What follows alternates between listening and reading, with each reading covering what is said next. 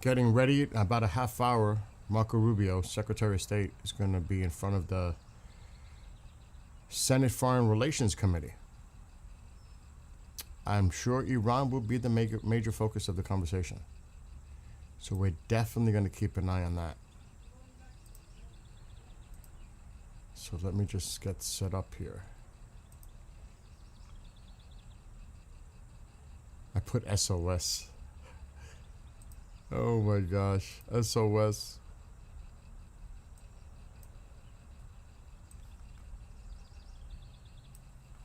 Okay.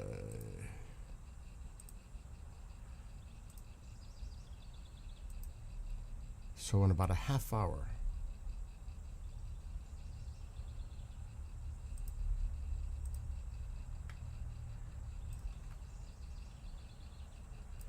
Okay, that's set up.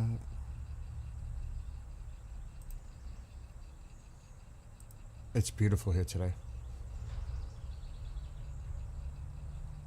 All right, I'm gonna get an echo. It's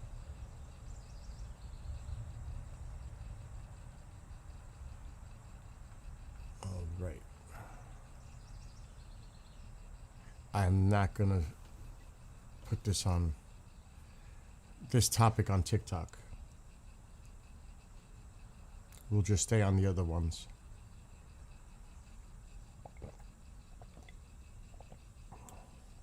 No true social posts, really, about this.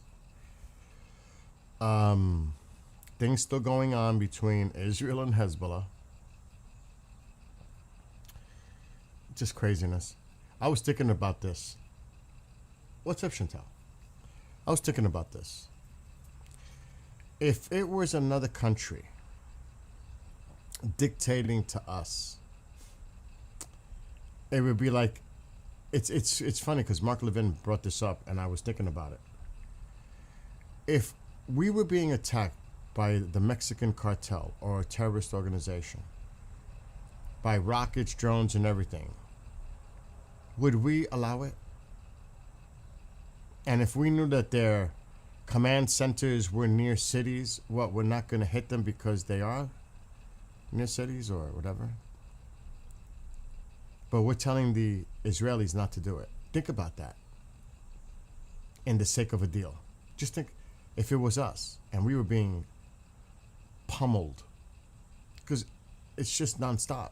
Hezbollah sending rockets and drones and what's up, Will, and everything else. You don't think we would respond? And we're asking them to stand down. It's just insane. Good morning, JC and Will and Brian and of course Chantal. And yes, I took care of business this morning. I even called Chantal on the way back from. I did not try it yet. It's still in the freezer. I have it though. I might do it. I don't want to eat pizza twice in same day. I mean 2 days in a row. Maybe tomorrow night I'll eat the pizza. It looks good. It's heavy too.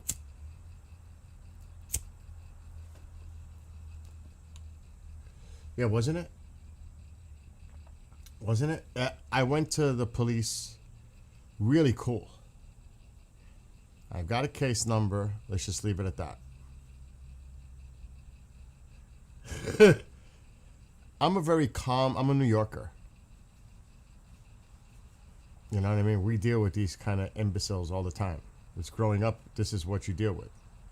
It's even worse. In the city, surviving with bullies and standing up for yourself and all that, you have to. You have to have thick skin. So the main thing is I got a case number. I'm waiting for my neighbor to call me back. And somebody did some digging and that number is known for a lot of complaints against it.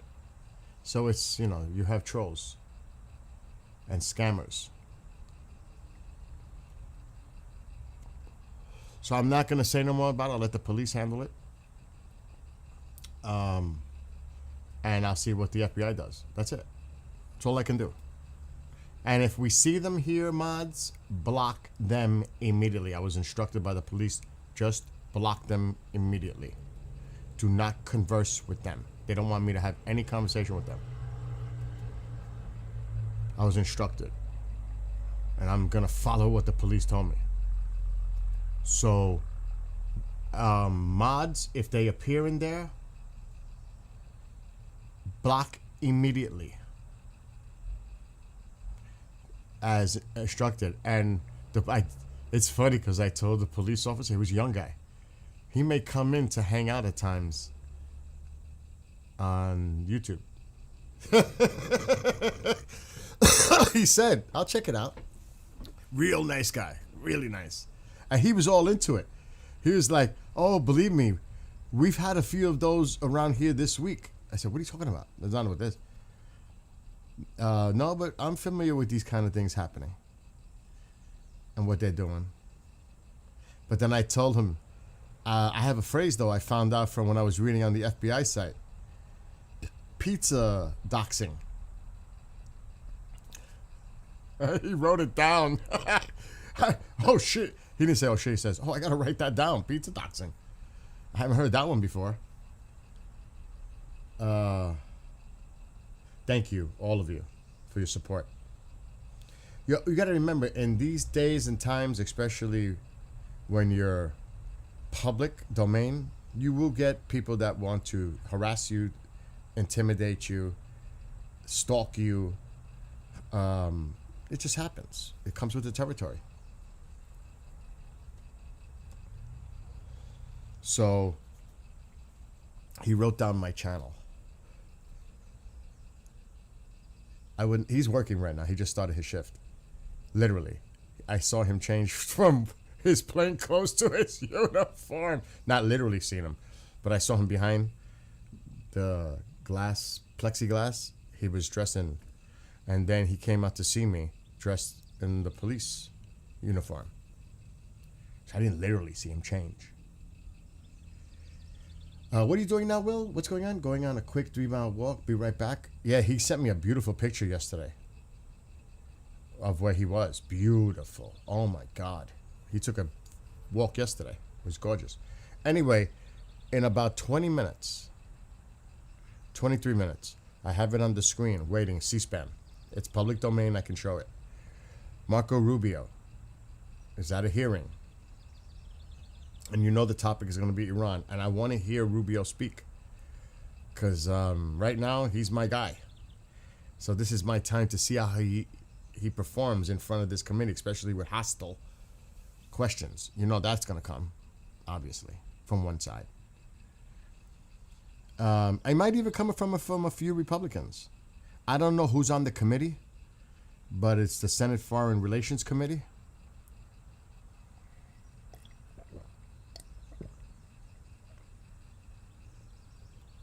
I'm glad I went to bed early last night. So we're definitely tuning into that at 10 a.m. Eastern, which is only like 20 minutes from now.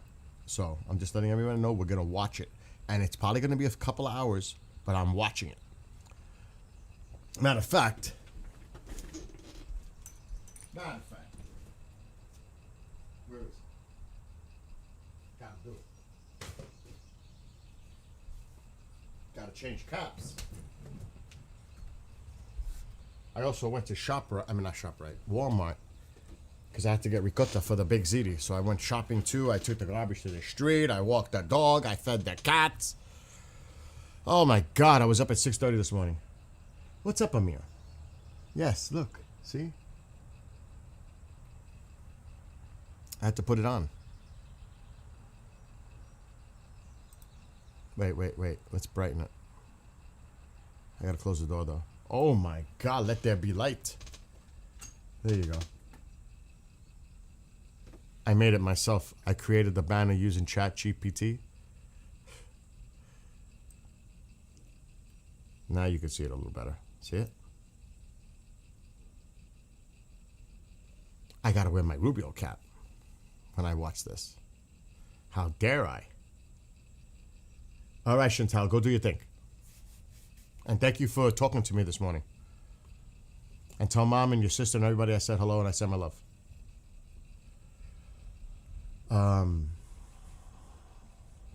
Yes, Amir. And yes, JC. I might have to write a song. I might have to write lyrics. Oh my God, I drank my coffee already. And that was the last of the pot. So if I want more coffee, I gotta make it. I'm lazy right now. I've been on the move since 7:30 this morning. I have 2 hours. So I've been quite busy. And now you could see this really good. See? With the lighting. Now you could see it. Where we stood from months ago. Many of us. Peace in the region. Peace for all. Not just one or the other or some or all. We'll see if that is achieved.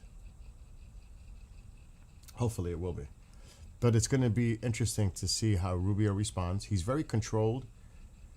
It's hard to get him like out of character. He may get a little, I won't say loud, but he may get passionate in some of his responses. And it may come across as like being loud or... I wouldn't be surprised. This is stalker version 2. Oh, it's like a neighbor. Oh, I gotta tell her. What's happening? Hey, no, I saw that I missed a call from you this morning. Yes, I had 3 pizza deliveries that were pranked to me last night. Oh, you gotta be kidding. And it happened 2 weeks ago. Oh, wow. And obviously they know my info, so I reported it to the FBI's crime internet unit. Oh, okay. So I'm letting you know that I did that. Oh, all right. Oh, wow. Oh, that's... Yeah, it is what it is, but I'm just letting you know, because you know. Oh, well, yeah. And it was definitely to you. Yes, absolutely. Oh, wow. And I'm assuming it was all different pizza delivery people, Correct. right? Yes. Oh. So like I said, if I hear anything with the FBI, I'm gonna let you know, because you know you have that little thing with them too. So. Right. So, Yeah. Oh, yeah. So I know that there's been some scams going on. Not those type of scams like food deliveries, but I know some other stuff that's been going on. But oh wow. I have a case number or an ID number, so maybe later, if it gets crazy, I'll come and talk to you privately, and I'll give you all the information. Oh, okay. All right. Well, Are you working? Yeah, I'm on my way to work. I'm working a later shift today. Okay. It's been a little crazy. I can only imagine. I've been working all different hours. All right. But I'm supposed to be home tomorrow. I was supposed to be home today, but that didn't work out. But I think I'm going to be home tomorrow because I want to get some yard work done. Okay, let me know. Call me, because I gotta go to Pine Bush Friday and Saturday. I'll be busy. Oh, okay. What is that with the UFO Yeah. stuff? Is that, that's this Yeah. weekend? Oh. Yeah, so I'll be busy. Okay. But keep an eye, of course, on things, and I'll talk to you privately about the case number, and if things get, because the police told me to actually talk to the FBI, so maybe if this gets further, you can help me with it, because I have. Yeah. But we'll talk about that later. Go have a great day at work, and we'll call me tomorrow for Okay, sounds good. the yard work. Yeah. All right, Perfect. have a great one, Margaret. Okay, you too. Take care. Bye. Bye. That's all. You think I was bluffing? Like I don't know people? I don't bluff. Anyway, going back to here. Yes, it all brought us here together. Isn't that amazing how it brought us all together, though? Isn't that something? Hey, Witch Moon. Oh, you're working out? So let's see. JC, we're hanging in. Navy Man, I'm praying for you, the family, your son, all that. This is not a pro-Israel stream. This is a pro-peace regime change stream for the nonsense that's been going on in that region for decades. It's not pro-Israel, it's pro-peace for the entire region, where Iranians can live side by side with Israelis finally in peace like they used to do thousands of years ago. And maybe one day peace will resume in the region between the two. That's what that is about. Look at history. It's exactly what it is, Ghost Sativa. We stand together like they did in the past. Israel and the Lion and Sun, Iran. They're both on that banner. It's not one, it's both. Yeah, I can't imagine Navy Mom. But I honestly think, we're not putting the regime's flag there. It's the Lion and Sun. We're not putting the regime's flag. We're putting the Lion and the Sun, which is depicted. So yes, in about, how many minutes? About 14 minutes, Rubio is going to be appearing in front of the Senate Foreign Relations Committee. And we're definitely going to cover that in its entirety. And I'm sure, I don't know if they're going to take a lunch break or this is just a morning session. So we'll see how that develops. But I'm going to cover as much as they present on C-SPAN. So we're going to carry it live. And like I said, about 14 minutes from now, it's scheduled for 10 a.m. And I've got C-SPAN ready to go. It says in 13 minutes it'll be starting. And good morning, Witch Moon. What are you, working out?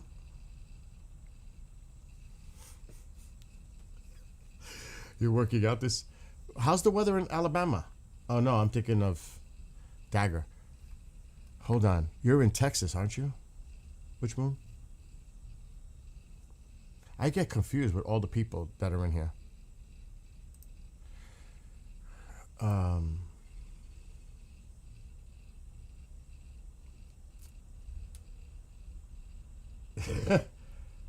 You need your sativa? Hold on, I want to see if the weather, while we wait for this stream to start. Let's take a look. And of course, I will take myself off camera and mute when the hearing starts. It's quiet. There's no alerts. Nothing. Very quiet map. Little stuff over here. This one over here. It could ramp. Oh, that's power outages. That's not warnings. It's actually very quiet right now. For right now. There's no alerts.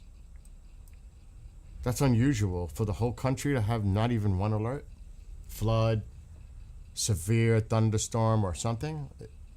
Nothing. I don't. Oh, there is one. I see it now. Up here. Flood. Tornado risk is 2%. That's low. Thank God. And there's the line starting to develop. You can see the threat. See the box? 5% risk in here. Tornadoes. That's way up north. That's Dakotas.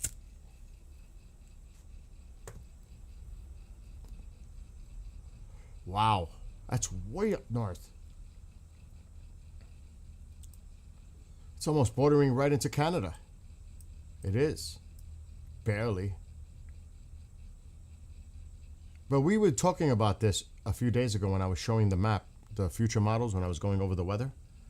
We've kind of seen this coming. You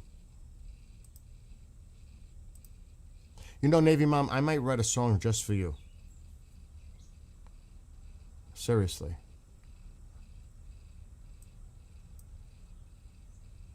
What the hell is that? A tropical? Holy shit. Wow. Formation chance is high. Then there's another area here already. The hurricane season started officially yesterday. Let's go to windy. Let's look at the models. I hope it's going to be beautiful here today. It's going to be 80. Tomorrow, 83. 90s by Friday. It's going to get amazing here.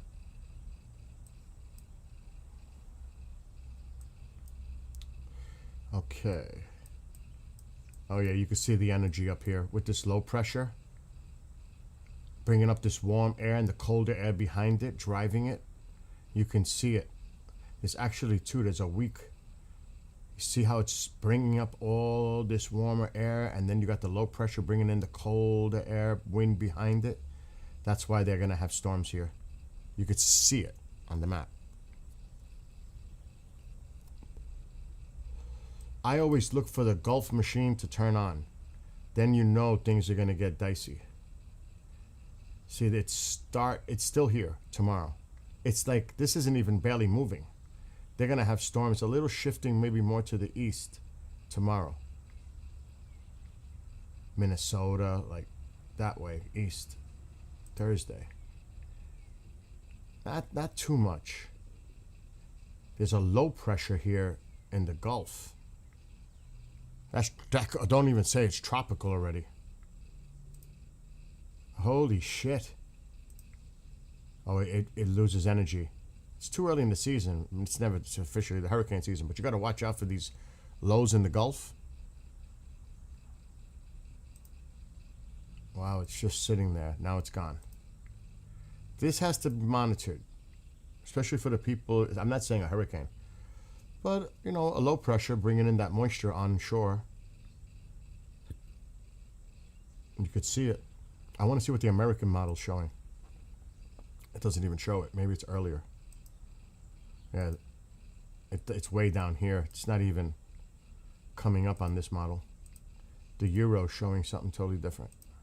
Because there's the low. And then it's gone. I think it's somewhere here. But I don't check the American. I'm a Euro fan. I'm not a fan of the American. So look, you got that low pressure now here. Look at all that Gulf moisture coming up. So Louisiana, Mississippi, Panhandle, Alabama. You need to watch your weather this weekend because of this system. Not saying it's going to happen, but you need to pay attention to it. Yeah, there's too much shear. Who said that? Nick? Yes, Nick. And that's going to be a symptom of El Nino, too. For development of storms in the Atlantic. Now, the Pacific is a different story. Because you actually have a tropical system right here. But it should dissipate. Yeah, see, it's fizzling. Then it looks like there could be another one trying to develop here. But I don't trust the models a week out, so we're already a week out. But I'm going to look at it as two of them. Well, now that one just took over. But this is typical. This is not unusual. And then they curve out to sea, and then they fizzle out. Like that. Just like that. It's common. So we'll keep an eye. I also, like I said, keep an eye on this Gulf moisture coming up, but we'll see how that brings a lot of rain, maybe. Which is needed, no? Don't you guys need rain down there? It's unsettled here, but again, I don't like going too far out.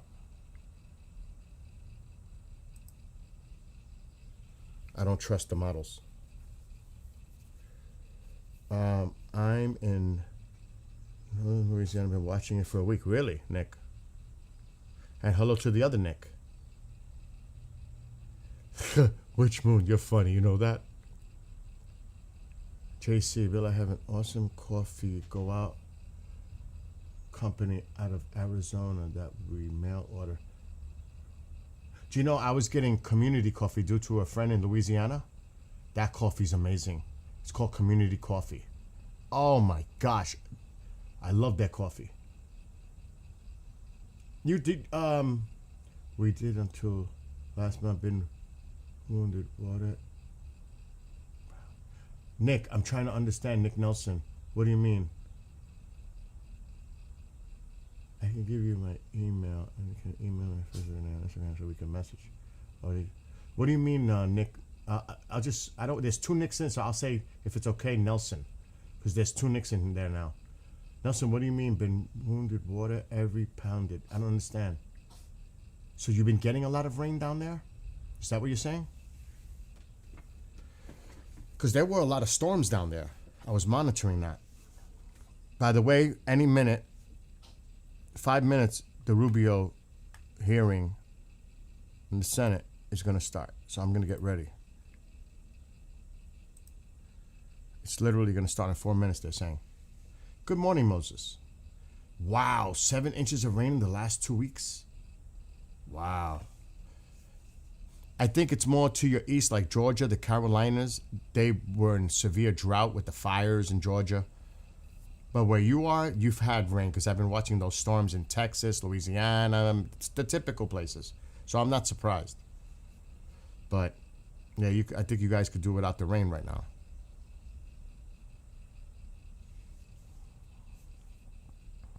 So like I said, in a few minutes, this is going to start. It's C-SPAN, so it's public domain. I bet you were watching it. And especially super dry spring. It's dry here. It hasn't rained here. It's supposed to. I think they changed the weather forecast. It was supposed to rain tomorrow, thunder shower, but we haven't had no rain here. We need the rain. Remember, once this starts, I'm going mute and I'm going full screen.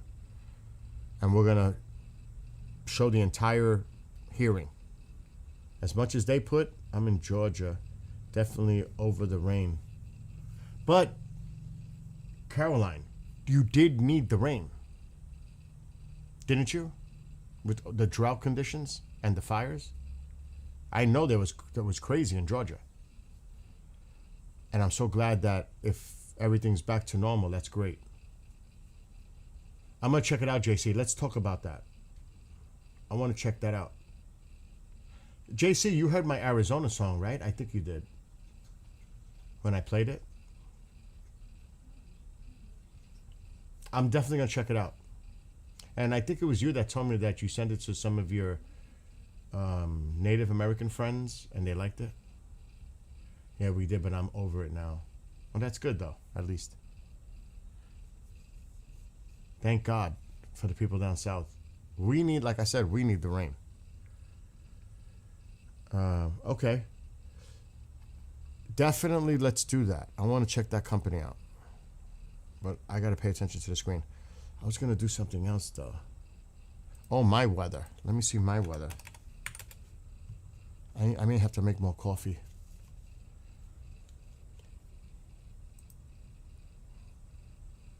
10-day. It's going to start any minute. 90 seconds. They never really start on time. Sometimes they do, but I can't say never.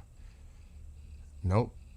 No rain predicted until Sunday, when the weather changes from hot and a cold front is coming through and bringing showers and a thunderstorm on Sunday.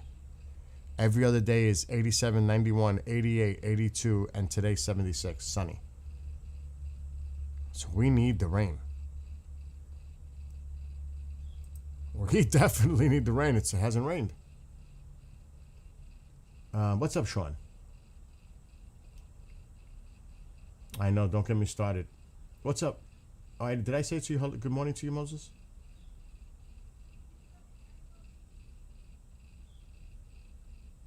Oh, Wishbone hopes she gets rain too.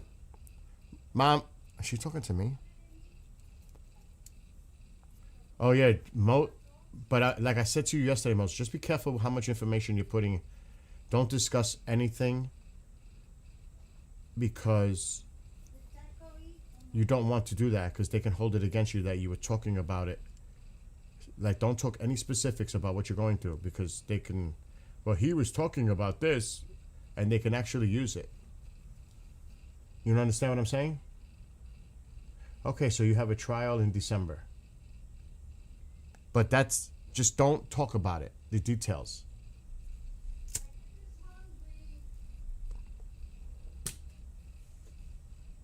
Yeah, she's talking in the background. I don't know. So feed him. Feed him. I gave him his favorite treat. The Yankees are 36 Alexa, to stop. 20 I gave him his favorite treat. He went crazy. Yes. All right, we should be ready to go any minute. We're waiting for C-SPAN. Like I said, starting on time is one thing. And I've got my Rubio cap on. Do it. Come on, Marco. Do your thing. See? It's a beautiful Alexa, sunny stop. days. Do your thing. Do your thing. I'm all for it. And I know he's going to do awesome. Because you know it always comes. Regardless of what party the representative is, the opposing party is going to come with their total attack mode questions, trying to get them on a catch. You know how that works. Regardless of what party it is, the opposing party always comes in there like sniping. You know how it is. It's politics. It's the way it is. It's always been that way. So I'm expecting. The question is, I don't know who's on the Foreign Relations Committee themselves, what Democrats, what Republicans are on it. I'm interested to see what the Republicans say about Iran. I'm not worried about the Democrats because you know what they're going to say. You could predict that. I'm curious how the Republicans question him about this. And if there's certain individuals that may have lost their primaries. I don't know who's on. I do not know who's on the Foreign Relations Committee. I'm about to find out, but that's what I'm expected to see. And anybody could predict that. It's not like I'm got a crystal ball in front of me. It's pretty predictable. But I want to see what he says about Iran.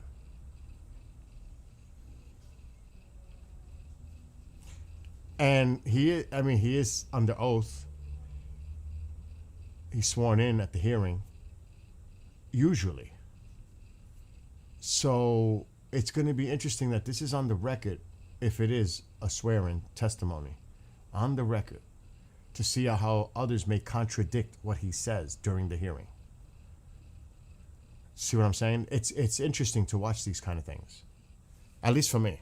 I look at little subtle things. Even body language, everything. Pretty much. They're late. See, they're late. It's 10:03. I didn't think they were going to start on time.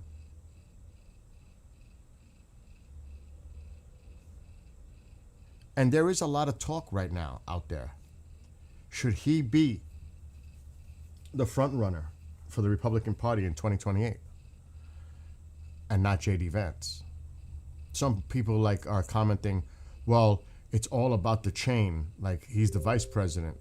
He should be in the pecking order to be next. Well, it didn't work out so well for Pence, did it? I mean, I think Rubio, to me, is the choice. But that's my own personal opinion. You what? Oh, I hear you. You dropped out of anything that feels organized for mind control, tin hat, and all? Well, then, when I'm doing the UFO stuff, you definitely want to be here with your tin hat. I'm just saying.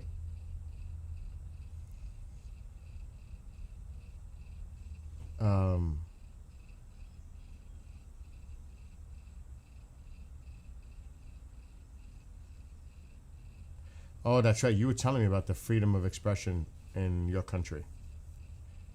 That's kind of crazy in itself.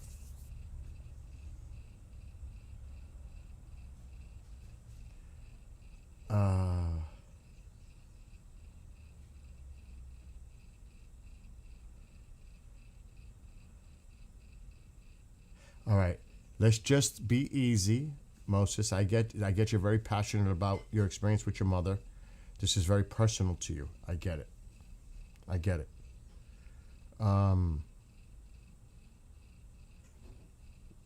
But, here we go.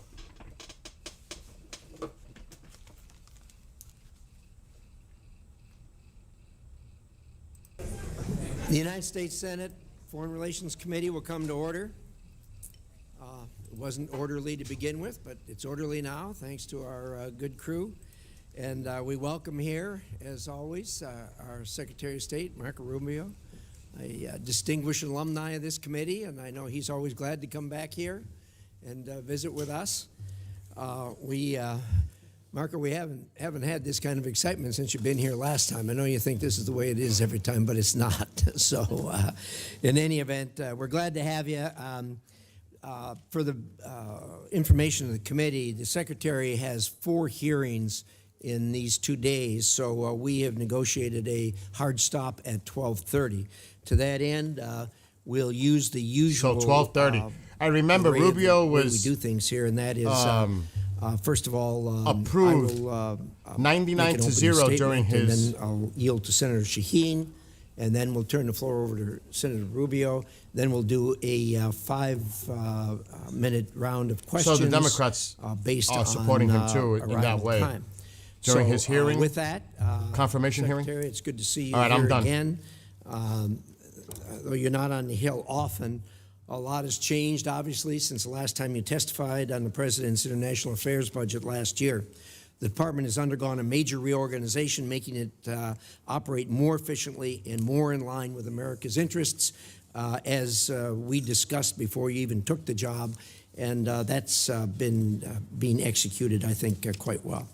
At long last, foreign governments are being encouraged and, when necessary, pushed to live up to their responsibilities to respond to the needs of their own citizens. America will stand up by our allies and provide life-saving assistance to people in their hour of need, but we are not the world's ATM.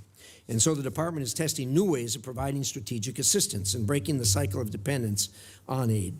Renewed emphasis on trade over aid will help the American people and lift up countries around the world. This is American generosity and ingenuity in action.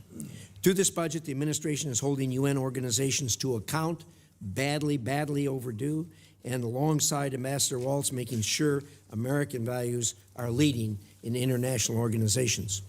You've made securing the Western Hemisphere a top policy and budget priority and have successfully reduced illegal immigration at the southern border to the lowest level in half a century. That has not gone unnoticed.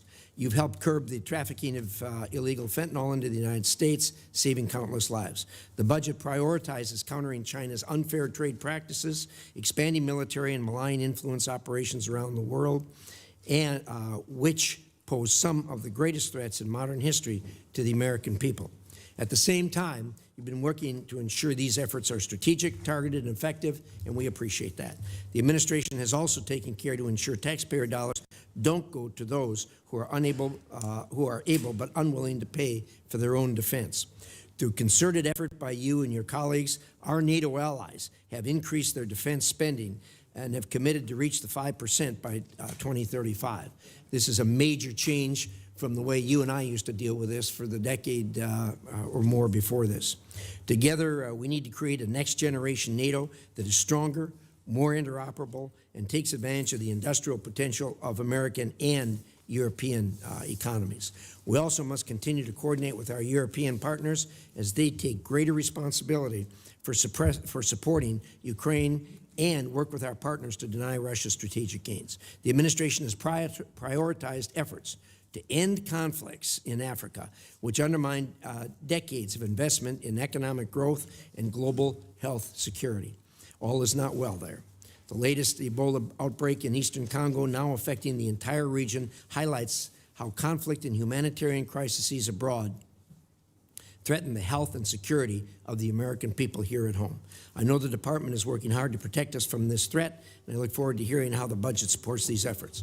And, of course, the administration has taken decisive action to protect American citizens from the threat posed by Iranian nuclear capabilities and ambitions. On behalf of the American people, thank you for your hard work on that. You and I have been through this before, and we know how difficult it is. Change is hard, but it is also necessary.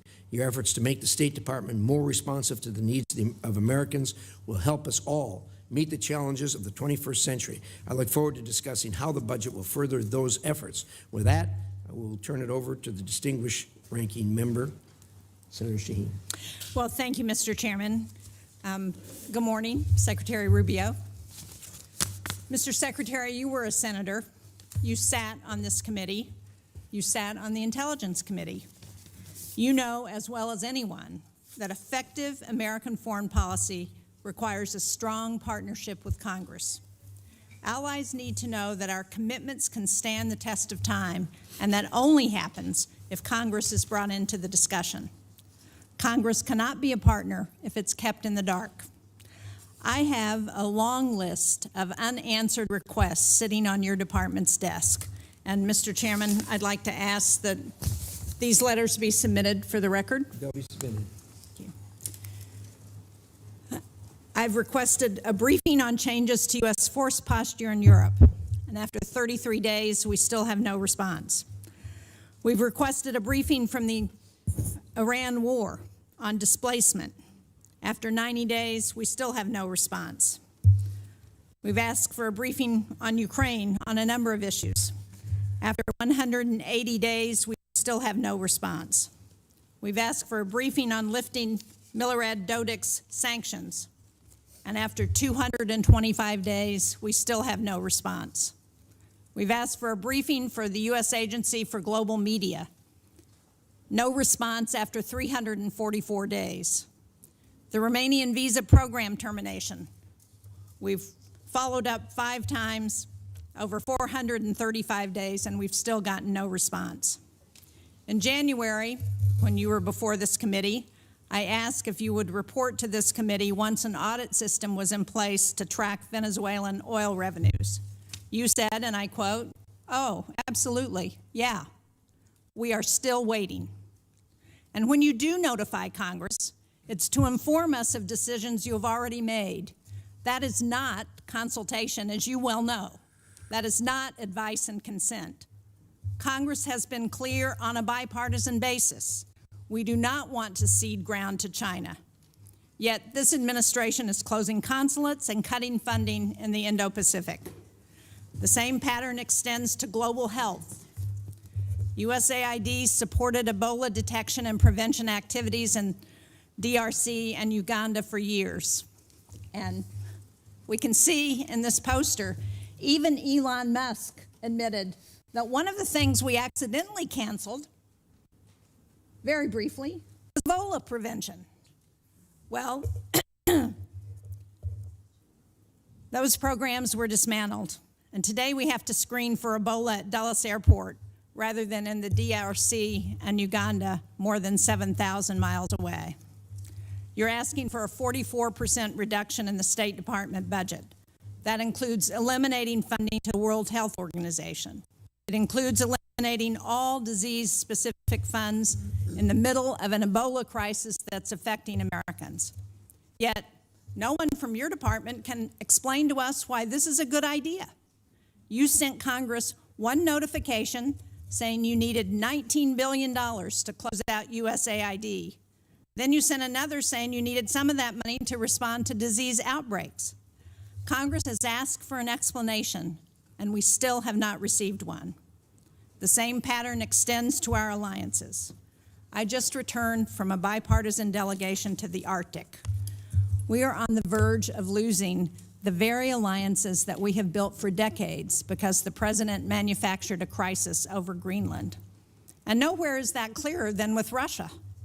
In 2017, you wrote, as a senator, that Vladimir Putin will never be a trusted ally or a reliable, constructive partner. But since taking office, you, the president, the vice president, Steve Witkoff, not one of you has been to Ukraine. And yet, your envoys talk to Putin on a regular basis. The president has invited him, given him the red carpet treatment on American soil. But yet, you won't come up here and brief Congress on any of it. And decisions Congress has made on Russia have been systematically undermined. Congress passed support for Ukraine. The administration has slow-walked it. And instead of sanctioning Russia, the administration issued oil licenses that have sent billions to Moscow. Congress has asked what this approach has produced. Russia has conducted 5 times more drone strikes on Ukraine since 2024.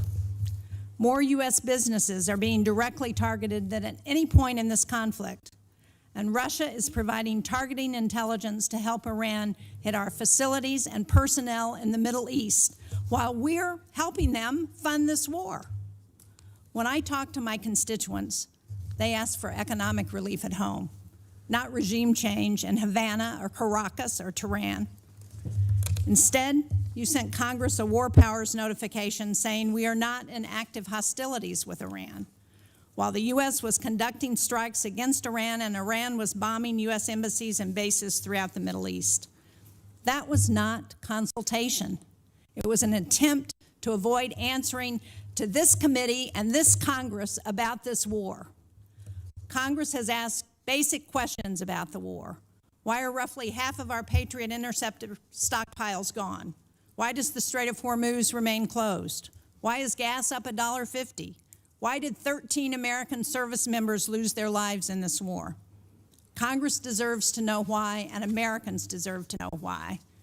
Mr. Secretary, you would not have stood for this kind of stonewalling by the administration when you were a senator, and you certainly shouldn't stand for it as Secretary of State and National Security Advisor. Thank you, Mr. Chairman. Thank you, Senator. We'll now proceed to a round of 5-minute questions. I'm sorry. We'll try. Did you want to? We talked about that. Do you want one? We actually talked about that, but he thought that questioning might be easier. Why don't you go ahead? I have it in writing. You want me to read it? Give us your best shot. Okay. Well, thank you for having me here. There'll be a lot to talk about today, and I just want to remind everybody, you know, our foreign policy is one that's solely focused on the national interest of the United States of America, on the defense of our country, both its military defense and our security, but also our economic security and the vibrancy of our economy, our sovereignty, and our future. We believe that America should lead the world, and I believe that we are, and we'll have a very good story to tell about that. American leadership, however, should always be on behalf of the American interests. I say this because I think over a period of time in our foreign policy, we lost focus on that. The reality of it is that our foreign policy, first and foremost, must always be what is in the national interest of the United States of America. And determining the national interest oftentimes requires us to make pragmatic decisions. Sometimes in foreign policy, the choices are not between a good choice and a bad choice. It's between two less than ideal choices, and you're trying to figure out which one of these two choices is the one that is best for the United States and least harmful to our interests. And that plays out every single day. That said, we remain the world's sole global superpower, the most powerful country on earth. We have the largest economy. We have the most formidable and powerful military ever known to man, by the way. Our dollar remains the reserve currency of the world. Our language is used extensively throughout the world to transact all sorts of business and many of our engagements. But all of this means very little if that power is not used to protect the people who built it, the people who it is meant to protect. I also remind everybody the United States government is not a charity. We are not here to play social worker. We are here to win. We are here to win on behalf of the American people and on behalf of the national interest, to win for our country, to win for the people of America, to win for the things that are important for our future, and that's what we exist to do. The State Department exists to carry out the foreign policy of the United States, both in diplomacy and in aid, in a way that furthers the national interest and helps the American people. And it's guided every decision that's been made since January of 2025. I'll give you a perfect example in our own Western Hemisphere, an area that this committee and many of its members long argued, as I did, has long been neglected and not been paid attention to. We now have in this hemisphere a coalition of friendly countries, over a dozen, who have aligned to work on not just the issues of security that we all have in common, but also economic prosperity that go hand in hand. It's an amazing story that basically, other than Nicaragua, other than Cuba, obviously other than Venezuela, remains with some challenges, and of course Brazil, although they're in the midst of an election cycle, and to some extent the current government in Colombia as well, at least the president's been problematic. But generally speaking, it is now a region filled with American allies, American-friendly leaders, and an America-friendly direction. Now, obviously, we have to operationalize that into action after 20 years of neglect, in which China and other global powers have intruded in our Western Hemisphere to the detriment not just of American national interest, but to the detriment, in our view, of the people of those countries as well. So these are important achievements, and one that I'm very happy about. I'm also happy about the way we've transformed foreign aid. In any transition, there will be, bumps in the road, but largely speaking, if you think about how those programs that existed in the past were failing us, the old model had to be replaced. And the foreign assistance that remains is being brought under the strategic direction of the State Department. So we're not just providing money, we are also seeking outcomes. It's not just how much money you spend on a program, it's whether you're getting outcomes from it. But it's also being guided with our strategic view in mind. And that means that we are able to provide aid not just all over the world, but specifically targeted at those most in needs and those places around the world most important to the national interest of the United States. That will remain our guiding principle. That's been our guiding principle in our reforms. So, we can get into a lot of these details in our questions. The bottom line is that all this and more is a reflection of this belief that I outlined at the outset, and that is that foreign policy cannot be separated from economic policy, from border policy, from energy policy, from any of these other spheres that are critical to our national interest. A country that cannot build ships or produce medicine or control immigration or access vital resources cannot defend its people, cannot defend its interests, and cannot defend its way of life. So our foreign policy continues to be reoriented around the real foundations of national strength.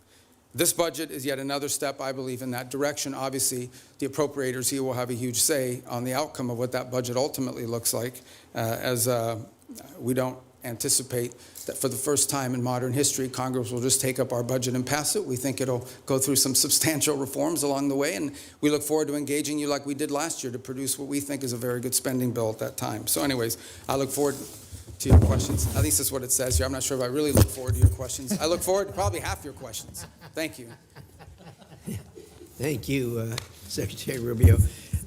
We will now do a round of questions, 5-minute questions based on order of attendance. And I'm going to start, and I'm going to say thank you for the work you've done with respect to Iran.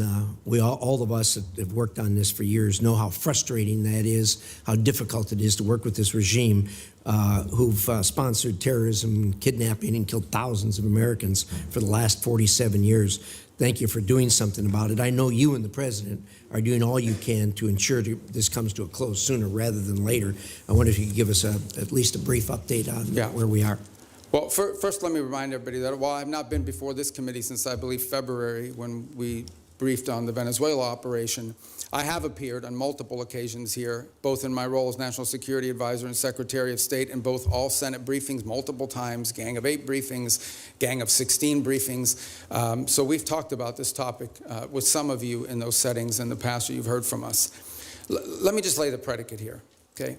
Iran's desire to build a nuclear weapon was going to be effectuated behind a conventional shield. They were going to build for themselves so many missiles, so many drones, so many conventional weapons, including a navy, that at that point there's nothing you could do about it.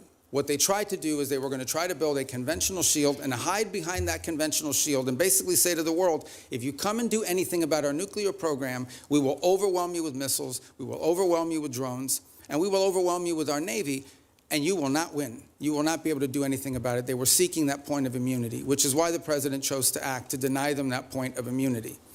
Operation Epic Fury, some of you didn't like it, some of you did, was highly successful in achieving its military objectives, which is dramatically reducing the defense industrial base of Iran. The ability to build these missiles and to build these drones, especially the missiles program, substantially degraded. A substantial percentage, and I'll leave the exact numbers to the Department of War because I'm not a general and I'm not here to speak as a military planner, but a substantial degradation in the number of launchers that they have as well. They still have a lot of drones because these are easy to make. We all know it's not an Iran challenge. This is a global challenge.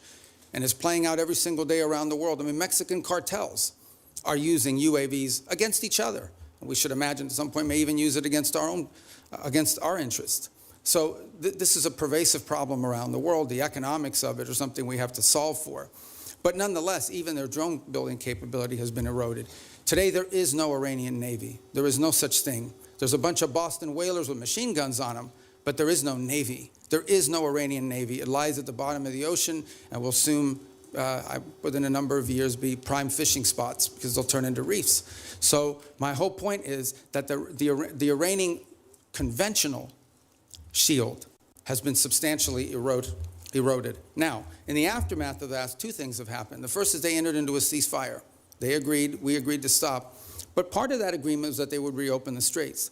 They did not, at which point the president decided, and I think appropriately, we can't have a world in which only Iranian ships get through the straits.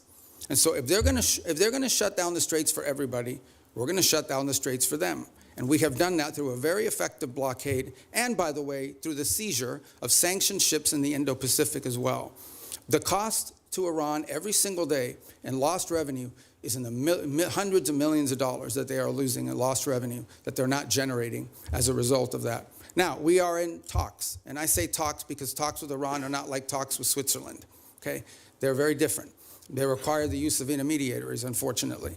But there is the prospect before us, which could happen today, it could happen tomorrow, it could happen next week, that for the first time, certainly in my memory, they have agreed to negotiate aspects of their nuclear program that just a month ago, That's just false. a year ago, JCPOA, we've been even down this mention, road. much less That's false. enter into discussions about. First time, That is no. not a guarantee that That's ultimately will false. lead to a deal that's acceptable to the Senate or acceptable to the American people. But we'll be able to engage them in a process to truly test the proposition of how far they're willing to go. Complicating that process, unfortunately, is their internal regime is somewhat fractured in the sense of it takes days to get responses from their system. We can go into more depth in your follow-up questions. But we're hopeful that something like that could happen in which the straits would reopen, we would enter into a period of negotiations on very specific topics, delineated negotiations, in the hope of reaching an outcome that's acceptable to us and something that they would be able to do as well. If it doesn't work out, then obviously we still have a problem with respect to their nuclear ambitions. But what they won't have is the conventional shield to hide behind any longer. Thank you, Secretary. I'm going to ask one more question. Hopefully this will shorten as we go around. There'll be more questions, obviously, on that topic. But I know you just got back from China not long ago. Could you give us a quick update on the state of U.S.-China relations? Yeah, look, I mean, China and the United States are the two largest economies in the world, the two most powerful militaries in the world. The Chinese government and the U.S. government have to speak. I mean, it's not a choice here. We have to have some measure of communication, if for nothing else, in order to de-escalate potential points of conflict that could lead to something broader. There are obviously very significant irritants in our relationship with China. Some of these are long-term problems that we know we're going to have to address. And so what we're trying to do is manage a period of strategic stability while recognizing that there are areas of our relationship in which we are going to have struggles, not just for years, but perhaps for decades. We recognize this. But I think as much as anything else, we have to recognize that the United States and China have to be able to have points of dialogue and speak to one another. As I said, for no other reason than to be able to have a communication channel. I think in our meetings, it was abundantly clear which are the areas that we do not have strong alignment or agreement on. We understand that there are areas in which long-term we're going to have some real challenges, whether it's supply chains. Put it to you this way. Let's leave China aside for a moment. The United States, and I would argue the world, cannot depend on one country for 90% of anything, especially 90% of things that are critical to our economies, not from our weapon systems to our pharmaceuticals. We just can't live in a world in which we rely on anybody for 90% of what we get in one sole source that could be cut off at any time as leverage against us or punishment or in a time of conflict. And so we are actively searching and have plans in place, and we're implementing these to diversify where we get critical minerals, where we get our supply chain, secure that supply chain. And obviously the Chinese would like to retain their monopoly position in some of these. This is going to be a long-term issue that we're going to have to continue to confront and work on. Work on that continues even while we are engaged in the ability to dialogue and speak to them, because we have to. It's responsible, and we truly have no choice but to be able to do that. It's to their benefit and ours, and I would argue to the benefit of the world that these two countries are able to speak to one another.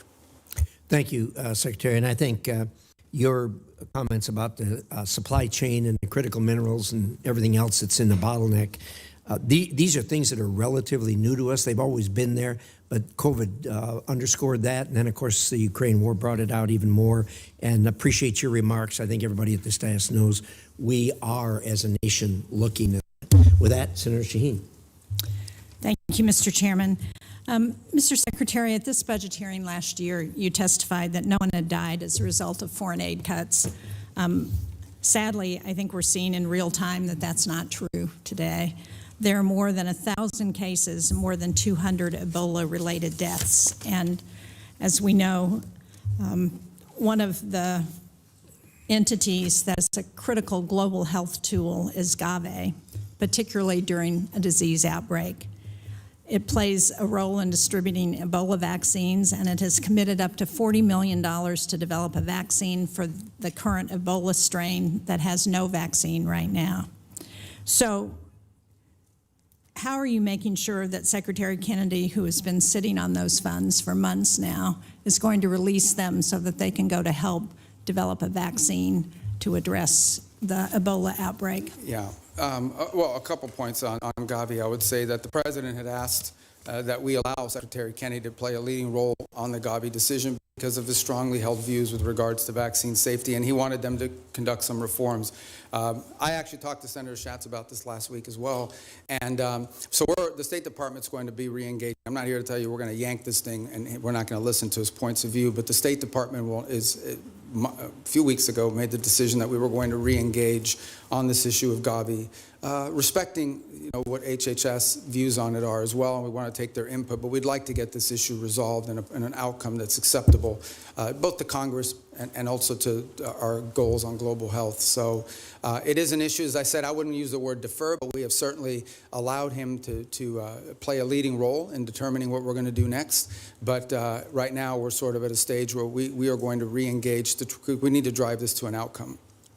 I couldn't agree more, and so do you commit to using the $2 billion that Congress has appropriated for global health to actually help fund global health security? Well, we do fund global health security beyond Gavi, by the way, and we can talk about that. We can talk about the compacts, I think 32 that we've now entered into with countries all over the world. We have a new agreement to the UN as well that they're very happy with. The Global Fund, we've hit our cap. We are at our 33%, and we've actually been able to attract additional donors from around the world to contribute to it. On this specific item, I would say we intend to get this resolved. We want to get this resolved. It's an important part of our matrix. We will follow up, and I hope you will share with this committee as soon as you get it resolved. I want to go to Russian oil sanctions and general licenses, because President Trump gave Russia a lifeline, allowing it to sell oil globally through licenses issued by the Treasury Department. While I think the administration should have known that the Iran war would make Russian oil more desirable, they decided to remove the stigma on that oil and give an extra windfall of cash to Putin. So can you let us know whether you believe, or whether you will support extending those licenses, when it comes back up mid-June? Yeah, a couple points. First of all, the two things have happened. The one is actually the U.S. production and U.S. playing a role in the global energy supply has increased. I think we had our largest amount of exports from the United States we've ever seen. So we've also benefited from this, and our energy dominance has really come into play.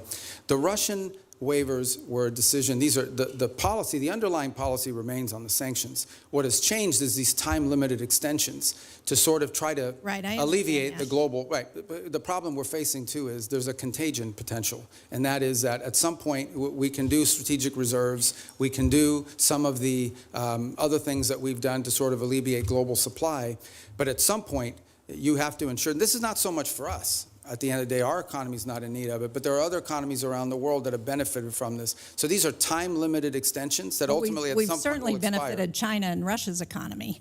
Well, China doesn't, I mean, China refines oil. They import a lot, but they refine oil. And but they also benefit from Russian oil. But my question for you is, can you commit not to extend the general license again when it expires on June 17th? Well, that ultimately is a decision that's made by Treasury, but I will tell you, it depends on the circumstances at the time. We would like to end it as soon as we possibly can, because the underlying policy of this country has been to sanction their oil.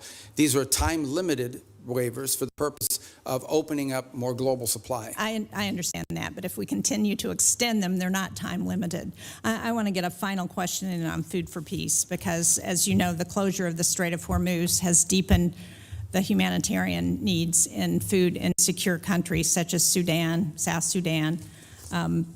And yet, in your opening statement, you said that our aid targets those who are most in need. But I think it's very concerning that the country selection process for Food for Peace, which I understand is led by the Department of State, includes only 2 priority countries from World Food Program hunger hotspots. That's Haiti and the Democratic Republic of the Congo. So the question I have is, why are we adding countries that aren't facing acute food insecurity, like El Salvador, Guatemala, and Rwanda? Why are we not helping countries who are facing acute, famine in some cases? Sudan, Gaza, Afghanistan, Nigeria, Syria, Somalia. These are all countries that have humanitarian crises, and yet we're helping countries that don't have acute food insecurity. So a couple points. First of all, on Gaza, we have spent hundreds of millions of dollars, including after the ceasefire, and providing through the World Food Program and other entities, and we continue to do so. I think if we're not the world's largest donor, I'd be surprised, because it's a massive amount of money that we've provided through those mechanisms of various means. On the point of Sudan in particular, the complication in Sudan, which I wish were different, and we're very involved in this. I mean, I had a meeting on Sudan yesterday. The problem in Sudan has largely not been our unwillingness to provide funds. We are willing to step forward, and we have the flexibility through what we've been able to do with foreign aid to surge up that. It's been distribution. It's been the ability to get that. So as an example, in these conversations we're having between the warring sides, one of the things we're trying to identify is 4 safe spots where people can go receive humanitarian care, assistance, where we can actually have the outside groups, the NGOs, international organizations that we contract with, have the ability to go in and actually deliver the food without having their trucks hijacked or blown up or their workers killed. That's been the fundamental challenge in Sudan, is distribution. The distribution is being threatened because we don't have conditions on the ground that allow for it. And so to allocate money towards something that we can't distribute is unwise until we have that in place. That's deeply tied to the ability to have a peace deal, which I can tell you has been very frustrating. On the one hand, with Sudan, we had a donor conference in Berlin. I don't want to interrupt you, Mr. Secretary, but I'm out of time, and it doesn't explain why we are providing food for countries that are not insecure. I appreciate the challenges in Sudan. We have those challenges in many places, but because we have dismantled the distribution network when we eliminated USAID, we've exacerbated those challenges in countries around the world, and we are not providing the help based on humanitarian needs, and that's my concern. Thank you, Mr. Chairman. Senator Ricketts. Thank you very much, Mr. Chairman. And Mr. Secretary of State, thank you for being here. Really appreciate it. Good to see you. Communist China is trying to win the AI race, and they will use it, for example, to dominate our military if they're able to do that, and so many other ways. A world where Communist China is dominant in AI is very bad for the United States and for the entire world.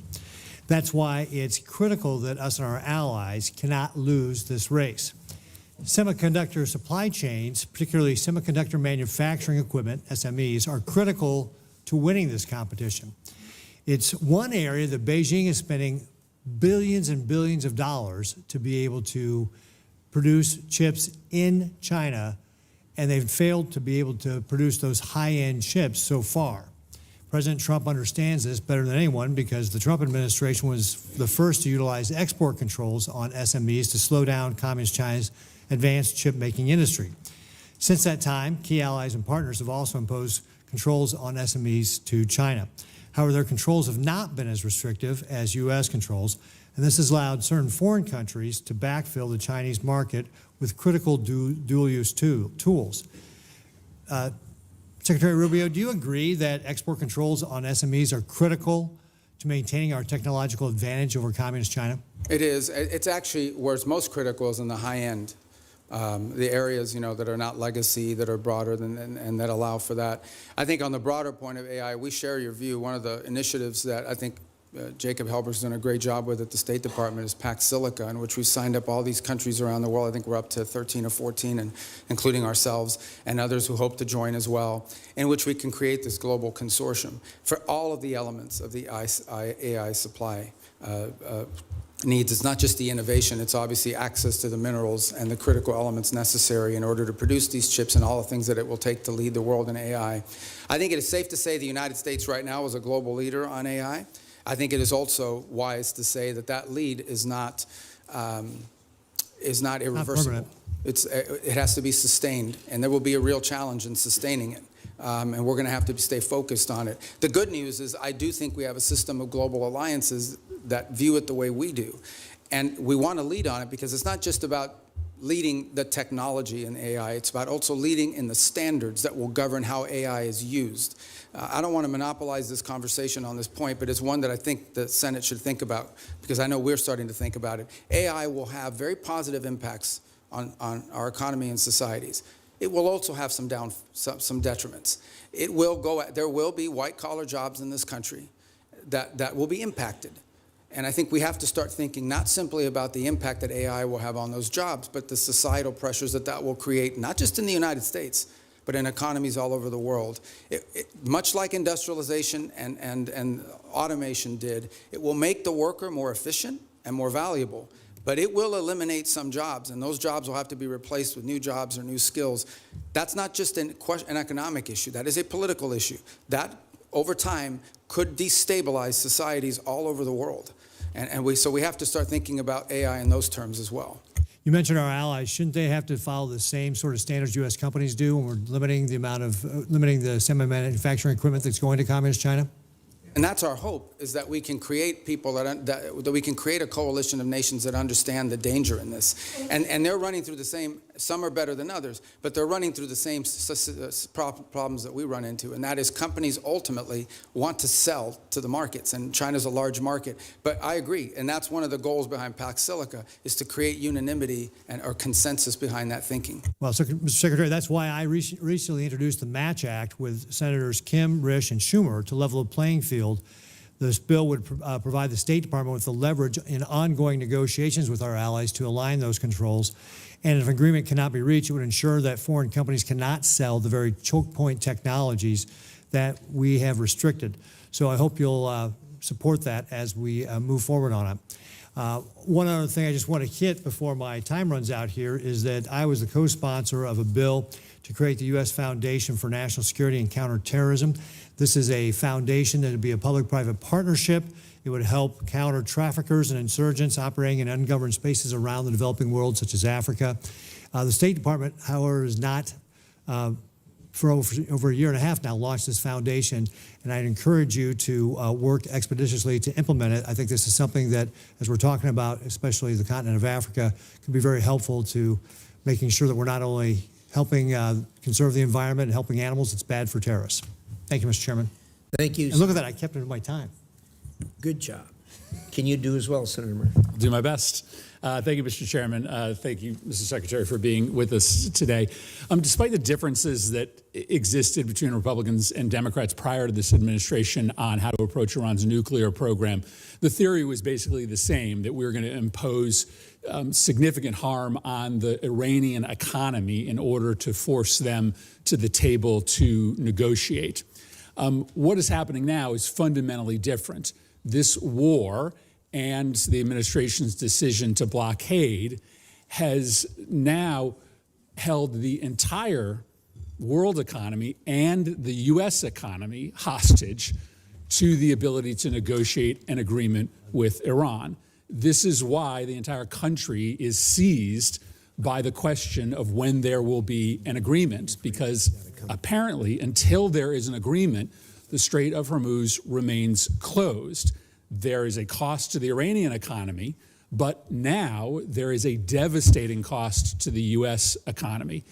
It has been indecipherable, the information coming from the administration, especially in the past several weeks, as we get signals that a deal is imminent. The president said yesterday he's bored by the negotiations. He doesn't care whether we get a deal. For a picture. I think it's really important for us to understand what your bottom lines are, what you're asking for in this negotiation, what commitments you need Iran to make in order for you to release the blockade, and we hope for them to release the blockade as well. So give us a little insight into what your bottom lines are. What is going to get the strait reopened? It's crazy to Because think this that is the Congress kind of doesn't the even know only what the question hell that is going matters for on. American consumers right now. Congress and doesn't every even day know. we get wildly different signals from the president as to whether he even is engaged in this question as to whether the strait is going to reopen. Yeah, I think your question gets right to the heart of the matter. So I think it's a good question. Let me first bifurcate two things. The only reason there's a blockade, the only reason why there's a U.S. blockade is because Iran has closed they're firing on commercial ships, and they've mined large segments on those international waters.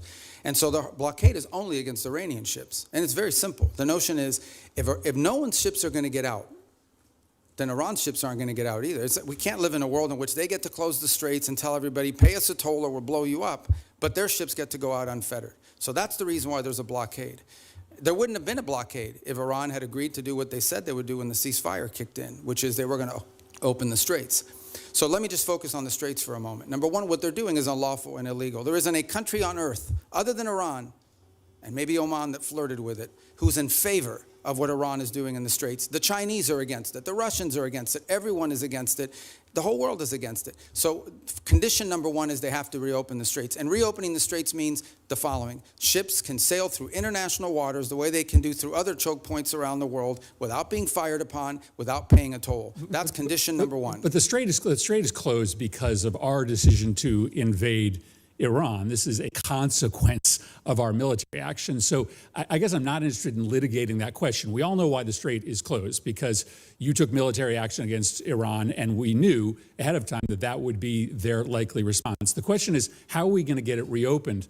Are you going to drive a bargain that is so tough and so hard that the strait remains closed? So how are we going to get it open? The first thing, that is a predicate to anything else happening. The straits have to be reopened. So the way to think about it is this. If Iran wants to be able to move its oil again through the strait, they will have to reopen the straits. If they refuse to do so, then we have other options available to us, but we would prefer to negotiate the opening of this, which so means tell us about the negotiations. What do you need from them in order to get the strait reopened? We need the strait reopened tomorrow. Well, what needs to happen is very simple. They need to announce that they will no longer fire on commercial ships that are going through or threaten to fire on ships, because in many cases, ships just won't move. They won't go, not because they got fired on, but because of the risk of being fired upon. And so they have to announce very clearly, the straits are now open. We're not charging a toll. We will help remove the mines that they put in there, and they will not fire on ships. But the president says they also need to make commitments on their nuclear program. That's what I'm asking. I see what you're saying. What commitments do they need to make in order for the strait to be reopened? Well, the second thing they have to agree to as part of this is, so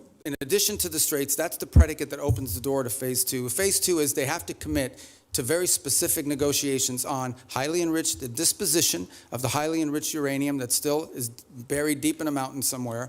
They have to agree on negotiating severe and long-term limitations and or cancellation of enrichment activity in their country. In the second phase of negotiations. Well, obviously, these are highly technical matters, so I don't think you could work those out in 5 days. That would require a team of experts to meet over a 30, 60, 90-day period and work out the details. But they have to commit to their willingness to do that. For example, they have to commit to say, we will dispose of the enriched uranium, and the question now is, what are the mechanisms by which we do so? That can be negotiated. Final question. In order to get to that second phase, are you willing to release sanctions or release frozen money that the United States is withholding from Iran? Right now, everything that's been discussed with them is that any sanctions relief. Now, remember, sanctions there's international sanctions, there's congressional sanctions, there's executive sanctions. So some we can release and some we cannot. But any sanctions relief is condition-based, which means it has to be in return for the reason why those sanctions were put in place in the first place, which is their nuclear program. So yeah, look, Iran is being sanctioned because they enrich uranium. Iran is being sanctioned because they've highly enriched uranium. Iran is being sanctioned because of their nuclear activities. If they agree to give up those things, there will be sanctions relief associated with so similar to JCPOA and compliance. That's why it was unfrozen. Relief just in exchange for reopening the strait. No, that's not been discussed. That's not been offered. Good. Thank God. Senator Hagerty. Thank you, Mr. Chairman. And Secretary Rubio, it's good to see you here. I want to commend you and the administration for actually implementing a foreign policy that advances America's interests. Thank you.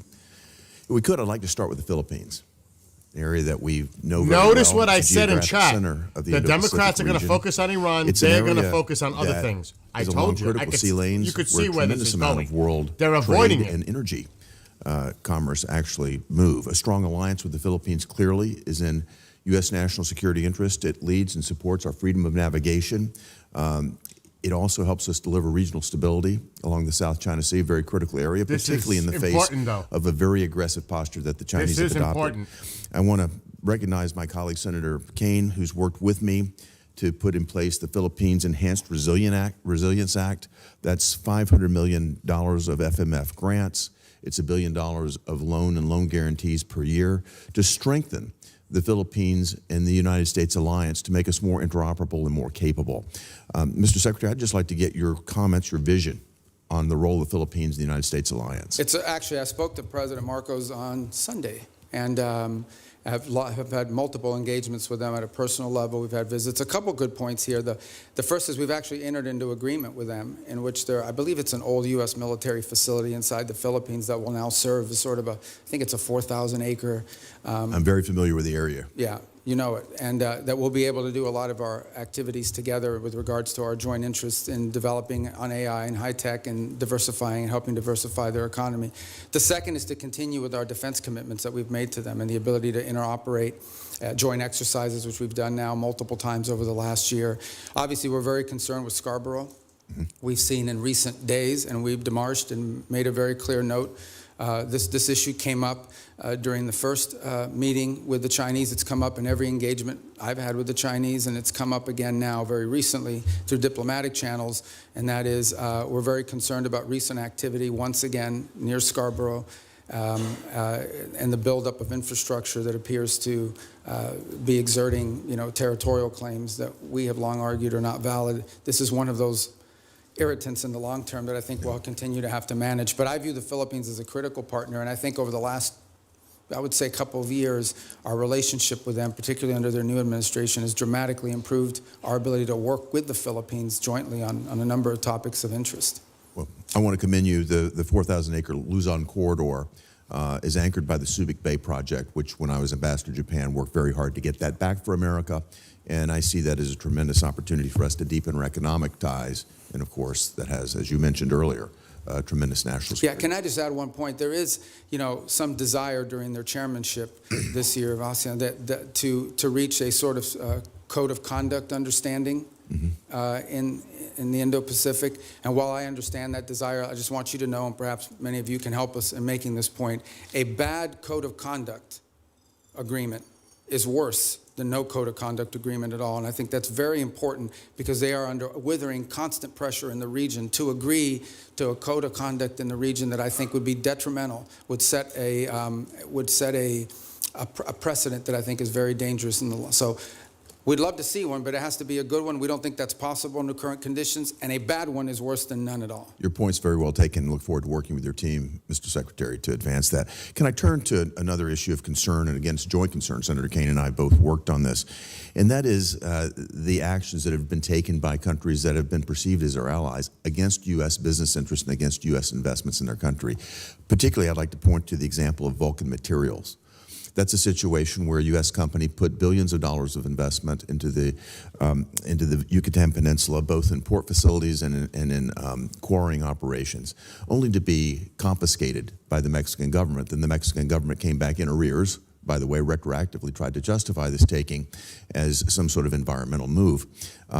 Sadly, we had to fight pretty hard, the previous administration, to not allow this to happen. And I think it's going to take more bipartisan effort, certainly you'll have it from here in Congress, to push back on any government's effort to try to confiscate American corporate property. What that will do is have the effect of minimizing or basically reducing the incentive or de-incentivizing our foreign investment in other countries, which again I think hurts the mission that you're on. I'd love to get your perspective on how the State Department will stand up for American investments overseas. We do every day, and in fact, one of the great benefits of our reorganization is that it has empowered the regional bureaus.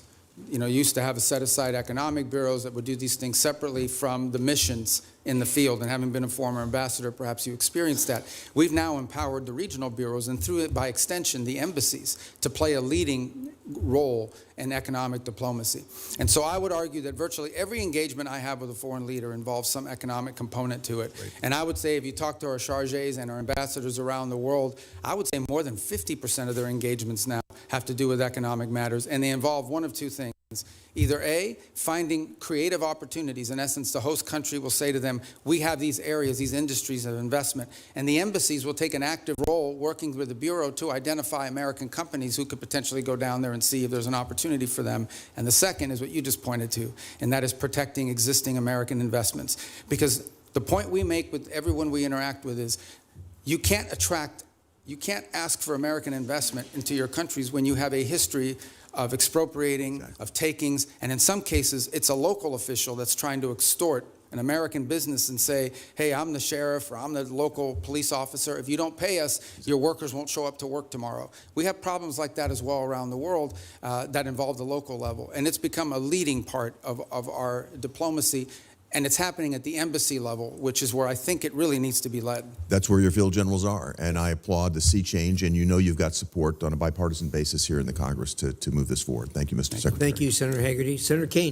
Thank you, Mr. Chair, and thanks to Senator Hagerty for mentioning our work together in Philippines and Mexico. Mr. Secretary, you won't be surprised that I'm going to ask you about the Western Hemisphere. You and I traded the gavel and the ranking on the Western Hemisphere subcommittee when you were on this committee, and that was good, productive work. I want to ask you about Operation Southern Spear, the operation to strike boats in the Pacific and the Caribbean, that dozens of operations have now killed more than 200 people. Have you been involved as Secretary of State or National Security Advisor in discussion about the targeting criteria that are used to decide which boats we should strike? No, but not because I've avoided it, but because those are largely legal decisions, right? So but if you haven't been involved in discussion, as the National Security Advisor, are you aware of what the targeting criteria are? Yeah, I mean, they go through so every strike has a legal officer on the deck that has to make a determination about whether the call is legal or not. And this is done by the Department of War, the way it's been done in other theaters around the world. Here's what I want to ask you about. So you're generally aware of the targeting criteria. I am not allowed.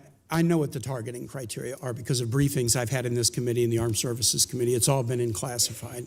And I'm not allowed to discuss the targeting criteria because they've only been shared and classified. But I don't think I'm prohibited from describing things that aren't targeting criteria. So I'll give you an obvious example. Everyone on the boat is right-handed. That's not a targeting criteria. That would be ridiculous. Everyone on the boat is what? Everybody on the boat is right-handed. That's not a targeting criteria. It's obviously not a targeting criteria. It would be improper for it to be a targeting criteria. Here's one that's not so obvious and that surprised me. There's evidence of narcotics on the boat. That is not a targeting criteria. I have been briefed on Southern Spear since the first operation on September 2 and most recently within the last couple of weeks, and I've asked again and again, have the targeting criteria changed? No, they have not. What are the criteria? Here's what they are. I can't describe it here. But the presence of narcotics on the boat has never been a targeting criteria. Would you have any ability to explain? And the administration could have picked that as a targeting criteria. They chose items that were targets, that authorized the use of the U.S. military to sink boats and kill people, but they have not used the presence of narcotics on the boat as one of the targeting criteria. And I would suggest to my colleagues, if you go look at the individual files of all the strikes, and I've looked at the first 46, they are consistent with what I've just said about something that's not on the list of targeting criteria. Why would the administration not include the presence of narcotics on the boat as a targeting criteria in Operation Southern Spear? As you just outlined, I can't discuss the specifics of the targeting criteria, but I can tell you the one thing that is obvious is that the targeting criteria is not single source. In essence, there are multiple checks. There are three elements to the targeting criteria. Right, and all of it informed and infused by intelligence collection. In essence, they have to have true links. I can tell you they do walk away from strikes. There are multiple times that I've been aware. I'm not aware of every strike because it's not reported on a regular basis, delegated. Yeah. But there have been strikes that they've walked away from from because it doesn't meet the criteria or because there's doubts. I'm not saying that the strikes that I've reviewed don't meet the targeting criteria, but I'm saying how odd it is, especially since the administration always announced this is against narco traffickers. We've attacked narco traffickers. How odd it is that the presence of narcotics on a boat is not one of the targeting criteria. And I would encourage my colleagues, get the same briefing I've gotten, take a look at the strike files. You'll be as surprised as I am. Here's the second question. Again, in your dual role, Secretary of State, National Security Advisor. The administration's Operation Southern Spear, we could agree with it or not, but the administration presented a legal opinion from the DOJ that we could review. Absolute resolve, the effort against Maduro. The administration presented a legal rationale that we could review. Now, we could review both in classified. They've not been made public. We're 92 days into a war against Iran, and the administration will not let Congress look at the OLC legal opinion justifying the war. Intel committee members, SFRC members, Armed Services Committee members, rank and file members, the administration will not make it available to us. Now, you can imagine, A, we're the Oversight Committee. B, you're here asking for a budget, and in the Armed Services Committee, they're asking for $1.5 trillion, an increase of 40% over last year's budget, but won't let us see the legal opinion. And Mr. Secretary, you know what kind of thinking we do. If you've showed us the legal rationale for 2 wars, and you won't show us the legal rationale for the third, is there something in the rationale they don't want us to see? Is there a dissenting opinion that says it's not legal? Are there conditions like you can't strike civilian infrastructure like schools and bridges? Are there factual assertions like the war will be over in 2 days or Iran will never close the Straits of Hormuz? By not sharing the legal opinion with the Article I Oversight Branch, you give us the opinion that there's something in there you don't want us to see. Could you use your influence as the President's Chief National Security Advisor, Secretary of State, NSA, to get the administration to share the Iran war legal opinion with Congress?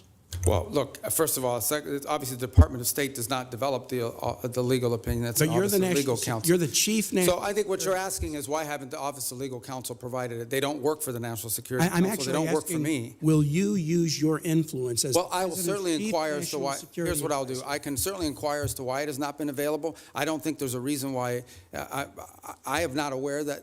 In fact, my understanding is they have provided documentation to the committee and Not the opinion. as part of the war. Not the opinion. Well, that's different. And you wouldn't accept that. All right, well, let me if take sitting that on back and this ask side the of Office of dais. Legal Counsel. But it's certainly, they provided the legal rationale for the strike. You're asking for the actual written opinion the way it was Which in the they other. provided us All in right, I Southern understand. Spear and Absolute Resolve. I'll Thanks, take Mr. that Chair.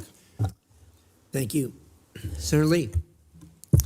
Thank you, Mr. Chairman. Thanks, Secretary Rubio, for being. You look like rickets. I apologize. This threw me off a second. Well, look, bald is beautiful, and we can't help that. But thanks for all of your efforts. You are a very effective spokesperson for not only President Trump and the administration, but for the United States, and I'm grateful for that. Was wondering at the outset if you could talk to us a little bit about the fractured Iranian regime and how that might be making negotiations more difficult. One of the things I've wondered, for example, are whether the diplomatic Iranian channels are sort of crosswise, at odds with, or working hand in glove with the IRGC, which is itself causing a lot of these ceasefire violations, or is it all sort of coordinated chaos to try to undermine and tip the scales in favor of Iran in the negotiations? Yeah, that's a great question. Let me try to give this answer to you in a way that's not boring or wonky, because it's been a shift. Obviously, the original Supreme Leader, the one that was there, is no longer with us. His son takes over. Nobody hears from him for a month. By all reports, open source reporting, I think you've all seen it. He was severely injured in the same strike, and so forth. Are you confident he's still alive, by the way? Yeah, I think there's indications that, in fact, we've not heard from him publicly. We haven't seen him publicly, and I would imagine, given what's happened to multiple leaders in that system, being very public is probably not something that's recommended for them internally. But that said, I think there are indications out there that he is increasingly engaging at some level. although all of his communications have been in writing and through intermediaries. So the way to think about it is the following. You have the supreme leader, and understand that at the end of the day, the supreme leader in their system there really is no analogy to it in our system or anybody else's system. It is a theological office. It was the head of the Islamic republic in the sense of the ultimate decision maker. And every major decision has to be run by them. They are advised by a council. It's not clear if it's 6 people or 8 people, but there is a council made up of both IRGC and other elements of the regime that surround that supreme leader. And ultimately, that council has to sign off on anything. And then there are the people you see on TV, like Arachi, who's out there every single day, and Golubov, who's the speaker of the Majils, who's been playing a pretty prominent role. And they are the ones that they have sent to negotiations and so forth. It is our view of the system, as we understand it, and as it's been expressed to us both by the intermediaries and by Iran directly, that what Arachi and Golubov bring or take from us, they then have to run back to this council and ultimately get guidance from them. And that process oftentimes takes 3 to 5 days to get a response. Now, some of it is logistical. They're operating probably using couriers and things of this nature. Part of it is internal fissures on exactly what they should agree to or not agree to. I think the second point that needs to be driven in this regard is that there is evidence that there are communications issues within the regime as well. So, for example, it's pretty clear that at the outset of hostilities in the conflict, they had delegated decision-making to field commanders. And so oftentimes field commanders had delegated authority to act on let's say a pre-operational planning that already put in place. And so unlike our system where perhaps you know that the president or the secretary of war is directly making orders and decisions or the chairman of the Joint Chiefs, in their system, a lot of decision making at the tactical level, like which ships to hit and so forth, are being made at the commander level. So that's why from the outset it can look like fire-ready aim, but it's part of the design of the system, perhaps? Well, I think it was a design of the system in the sense of regime survival and the ability to operate in case there was decapitation strikes or people are removed. But let's go back to the essence of the negotiations. What's complicated them is you ultimately are negotiating with people who then have to negotiate within their own system to see what they're allowed to give and what they're allowed to agree to. What is abundantly clear is that Iran is facing severe internal economic. All the problems Iran had before this conflict not only are still there, but they're worse. All the things that led to the protests, all of these are worse than they were before. And I think there's definitely elements within that regime that understand it. And then there are other elements of it that are more immune to it and perhaps more resistant to making agreements. And so what we are working through is in many cases, is delays in getting the responses to people. And this is why you see reporting about there might be a deal in the next few days, because internally it takes time to get responses from them, sometimes upward to 5 or 6 days. Undoubtedly, they're using that to their advantage, sort of like the car dealer where the salesman has to go talk to his manager, make you wait and think about it for a while. Even more complicated than that. Even more complicated than that. One more question. I think we could benefit from hearing from you about the need to zero out funding for a couple of entities, including the National Endowment for Democracy and USADF. Can you tell us about that?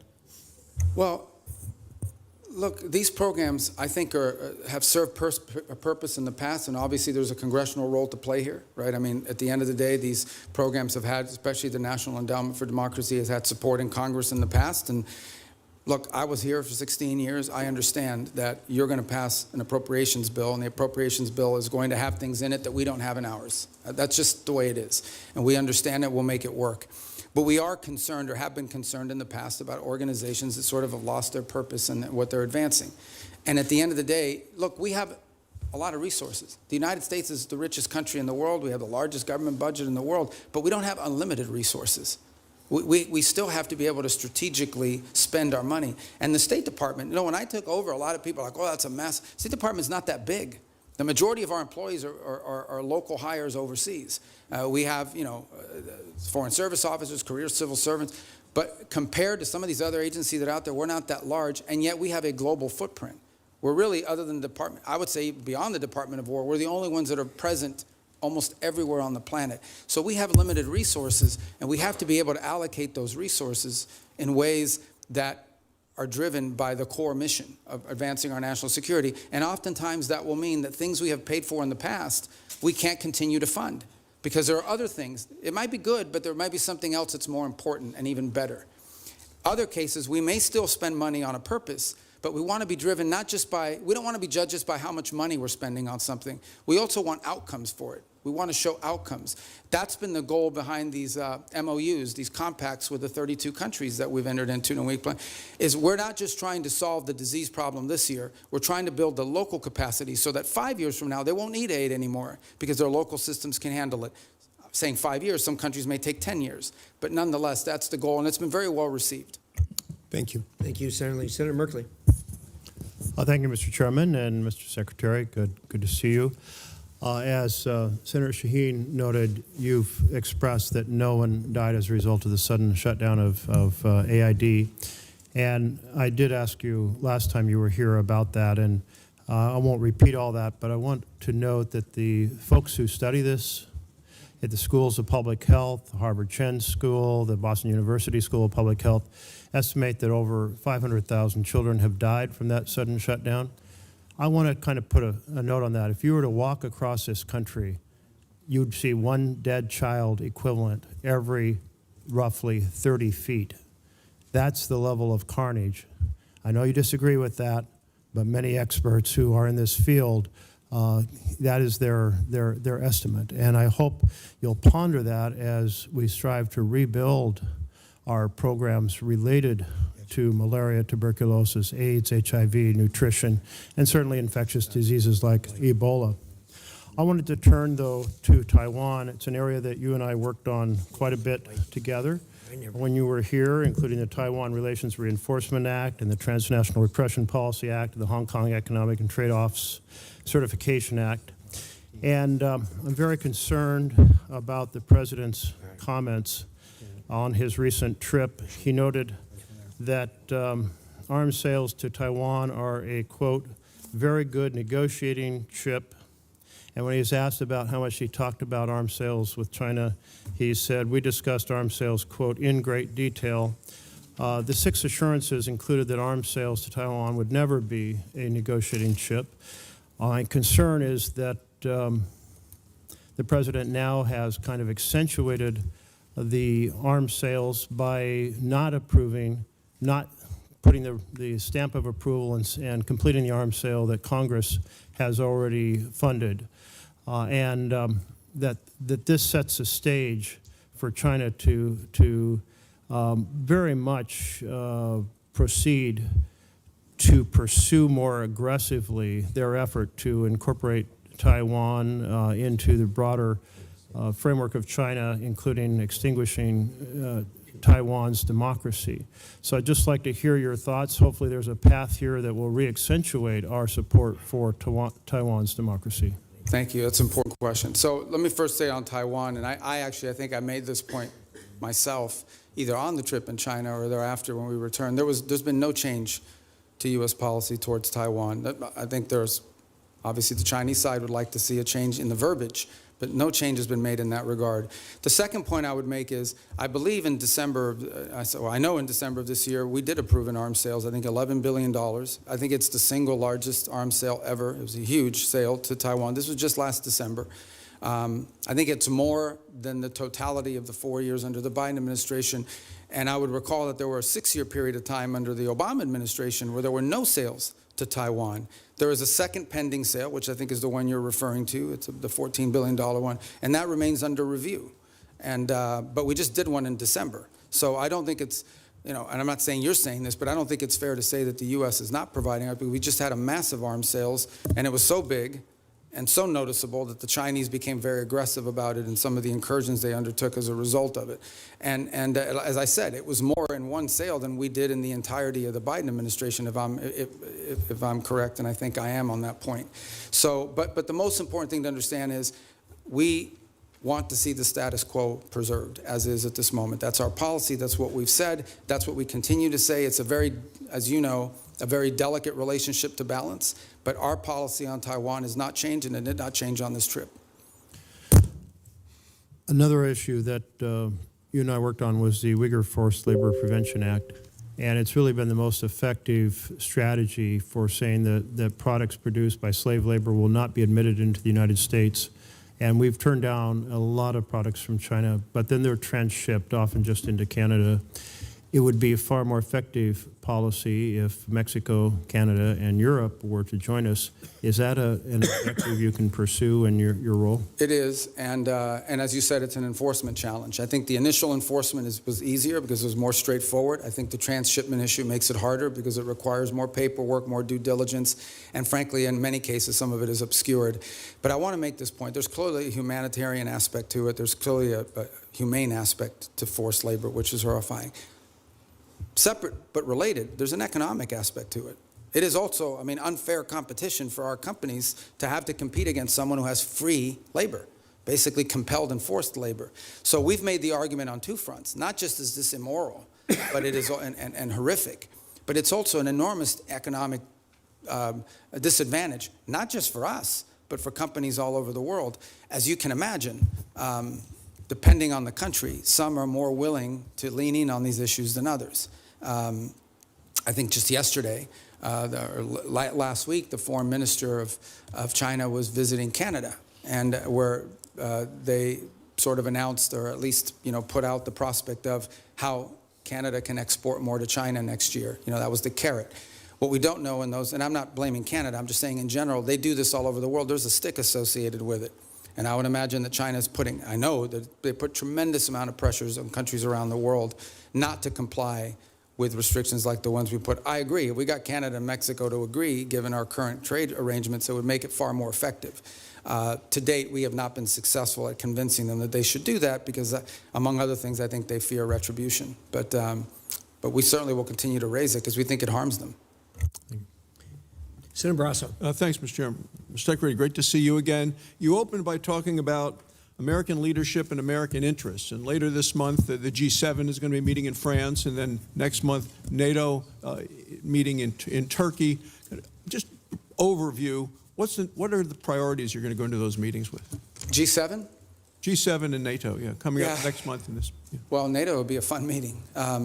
Let's start with the G7 one. The G7 forum this year has largely been focused, obviously, because of the Straits. So when I went to the foreign ministers meeting in March, a lot of the conversations in April were about the Straits. And the one point we've made is, and what's interesting is a lot of the countries involved there, even though it's not a military forum per se, the UK and France are members of it, they've put together this initiative, which they say they will send minesweepers and escort ships, but they will do so once hostilities is ended. It's kind of a catch-22. On the one hand, why do you need naval escorts if no one's shooting at the ships? That said, I don't diminish the utility of it because I would imagine the first few ships to go through are going to like to be escorted. So I think that's going to be a key feature of that conversation. I think there's a shared interest in all these countries on rare earth minerals and supply chains generally. I think there is a growing global consensus. And we had a great, maybe a few of you had attended part of it, we had a great ministerial here earlier this year on rare earths and supply chains that brought in dozens of countries, and all the G7 countries were represented at it. And so I think that's going to be a feature here is how do we diversify the global supply chain on anything from rare earths to pharmaceuticals? There's growing consensus, so I think that point will be quite dominant. And then given the makeup of who's in the G7, the Russia-Ukraine conflict will always come up because obviously it directly impacts at least 3 or 4 of those members who are on the continent. So we will also, and I don't recall exactly who the French have invited, but in addition to the G7, they'll always invite 2 or 3 other countries to attend. I believe Ukraine has been invited, if I'm not mistaken. There's usually a couple other countries that they'll invite that are not members of G7. But I think those issues will dominate depending on where we are with the Straits, and then clearly the critical minerals and supply chains has been a key focus of G7 actions. The last point is, I think there's been an interest and I think Canada deserves credit for this. The Canadians have really taken a lead, and we've been very supportive of this, in highlighting places like Haiti. And as a result of these G7 meetings, we've actually had a number of countries in the G7, including Japan, step up and contribute to the effort there. And the reason I mentioned NATO, there's an article in the Hill, and Mr. Chairman, I ask unanimous consent that we put this in the record. It says Sweden is now America's most valuable tech ally. You're talking about working together with other countries. It goes on to say, this is just last week, Sweden joined NATO. They've now signed the bilateral defense cooperation agreement. They said in March, Sweden became the first European Union member state to sign the Pax Silica Declaration, Washington's flagship initiative to secure global AI and semiconductor supply chains, and now the technology prosperity deal. I want to know how you've accomplished so much, and is this a model for U.S. relationships going forward with NATO? Yeah, the interesting thing about Sweden is because they, and Finland to this to the equal extent, is because they were not members of NATO for many, many years, they had a self-sufficiency in their defenses. And so now that they've joined, they've actually added to the equation. I'm not here to beat up on any specific country, but generally speaking, the countries you added to NATO were countries that needed from NATO. Sweden and Finland have actually contributed because they brought their own defense industry, their own advanced technologies. So they've been a great partner. They've been an extraordinary partner. We were just there because we had the NATO foreign ministers meeting in Sweden, and it was phenomenal. And I think that Sweden is a great ally and a country that we're continuing to find a lot of synergy and cooperation with, especially on the field of technology, but also on defense. I mean, they have their own defense industrial base, which is an impressive defense industrial base. I wish every country in NATO had what they have, but I understand why Sweden has it. In a number of travels that a number of members have done in bipartisan ways, we found out as we go around Europe that most countries will say they've been too dependent on the United States for military, too dependent on Russia for energy, and too dependent on China for materials. This administration has really made these nations step up to do what they need to do in terms of putting the money forward in defense. So I want to know what the next concrete steps we can do in terms of making some of the pledges of moving from 2% to 5%, making sure that they deploy the military capabilities. Yeah, well, I mean, look, some countries are on track to do that, others are not. Let me just speak about it in general terms. There's a real challenge. On the one hand, they've made these pledges that they're going to increase their defense spending and their defense capability. It actually has to be on defense. That's the first thing. You can't say that pensions for former soldiers and sailors is part of your 5% or your 3.5. I mean, that can't happen. But the bigger challenge that much of Europe faces, many countries in NATO faces, their economies are not growing, and in order to spend more money on defense, they're going to either have to raise taxes or cut social programs. And part of the reality of NATO, whether we like to hear it or not, is that many of the countries in Europe were able to build these very robust social safety nets because they didn't have to spend it on defense because NATO and the United States was providing it for it. So they're going to have to deal with that reality. The second point is, and this is not an anti-NATO statement, but it is the reality. The United States has global obligations. At the same time as I'm in NATO, I have to speak to the Indo-Pacific countries who are also worried about what's our force posture they're going to be. We obviously are involved in the Middle East. We have counterterrorism issues with regards to Africa. We have growing mill-to-mill cooperation in our own Western Hemisphere, especially taking on these transnational terrorist organizations and the like. So we don't have like unlimited military resources, even though we have a very large budget. They're not unlimited. And so we have to be able to allocate our resources and our personnel in ways that make sense, and it's come at the expense of something. And so I think that's the reality that we have shared with our NATO partners from the very beginning of this administration and have been consulting every step along the way. But these countries will have to step up. They, at a minimum, have to be able to conventionally defend their own sovereign national territory for the most part. Thank you, Mr. Chairman. Senator Van Hollen, you're next. Chairman, and welcome, Mr. Secretary. This is your first public hearing since President Trump and Israeli Prime Minister Netanyahu launched an illegal war against Iran. Netanyahu said he's been waiting 40 years to do this. Turns out he finally found a president who was both stupid and reckless enough to join him. The war has killed 14 American service members, wounded hundreds more, and killed thousands of civilians. It's driving up the price of gas, food, and much more. Trump obviously doesn't care. He called high gas prices peanuts and said, "I don't think about Americans' financial situation." That's from the President of the United States. And all for what? The President told us 91 days ago that we had, quote, won the war in Iran. Last year, he told the country, Iran's key enrichment facilities have been completely and totally obliterated. Was that false? Let's face it, Mr. Secretary, the Trump foreign policy has become a dumpster fire. This is the same president who's more interested in flattering Vladimir Putin than in protecting Ukrainian sovereignty. The president who lifted restrictions on the transfer of sophisticated U.S. chips to China, but came back from his trip there with nothing but ballroom envy. He tweeted about that the other day. This is the president who brought on Elon Musk to take a chainsaw to AID, which has enabled the current Ebola outbreak in the DRC. We've also witnessed corrupt crypto deals with the UAE royal family that have enriched the Trump family at the expense of our national security. We've seen an administration engage in extrajudicial killings in the Caribbean, hijack Venezuelan oil, threaten to invade Greenland, and weaken the NATO alliance. Here at home, a Reagan-appointed judge said that you and former Secretary Noem abused your powers when you locked up and still seek to deport students for protesting the destruction of Gaza. The Reagan-appointed judge said you did that, quote, primarily on account of their First Amendment-protected political speech. Speaking of Gaza, the so-called Board of Peace seems to have run around. Meanwhile, while Senator Rubio once proclaimed that the U.S. must, quote, work to ensure that refugees who flee war, torture, and persecution are provided safe environments to live and thrive in. Now, as Secretary of State in this administration, you have capped refugees at a record low of 17,500, and white South Africans, Afrikaners, have comprised roughly 99% of those slots, Mr. Secretary. A race-based refugee system. At the same time, the president's preventing Cuban political refugees from entering the United States, even as you've imposed a near oil blockade on that repressive regime.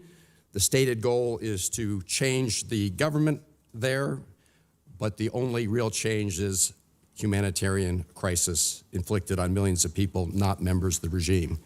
And in that regard, Mr. Secretary, I have a question for you regarding the designation of Cuba as a state sponsor of terrorism. On the very first week, at least, of this administration, you reinstated, the administration reinstated that. And in a recent January 26 EO, you made statements suggesting connections to Hezbollah and Hamas. The previous administration did a thorough review with the intelligence community and concluded that there was no evidence that Cuba was engaged in ongoing state sponsor of terrorism. Did you find new evidence to support that conclusion? Well, first of all, let me just say that's your question, but you made this long statement of which I disagree with most of it. We won't have time to address every point that you made. So let's stick to Cuba specific, because that's the question that you asked. Cuba has sponsored terrorism, and it's been supported groups. For example, virtually every left-wing, radical, violent terrorist group in the Western Hemisphere has at some point relied on support from Cuba.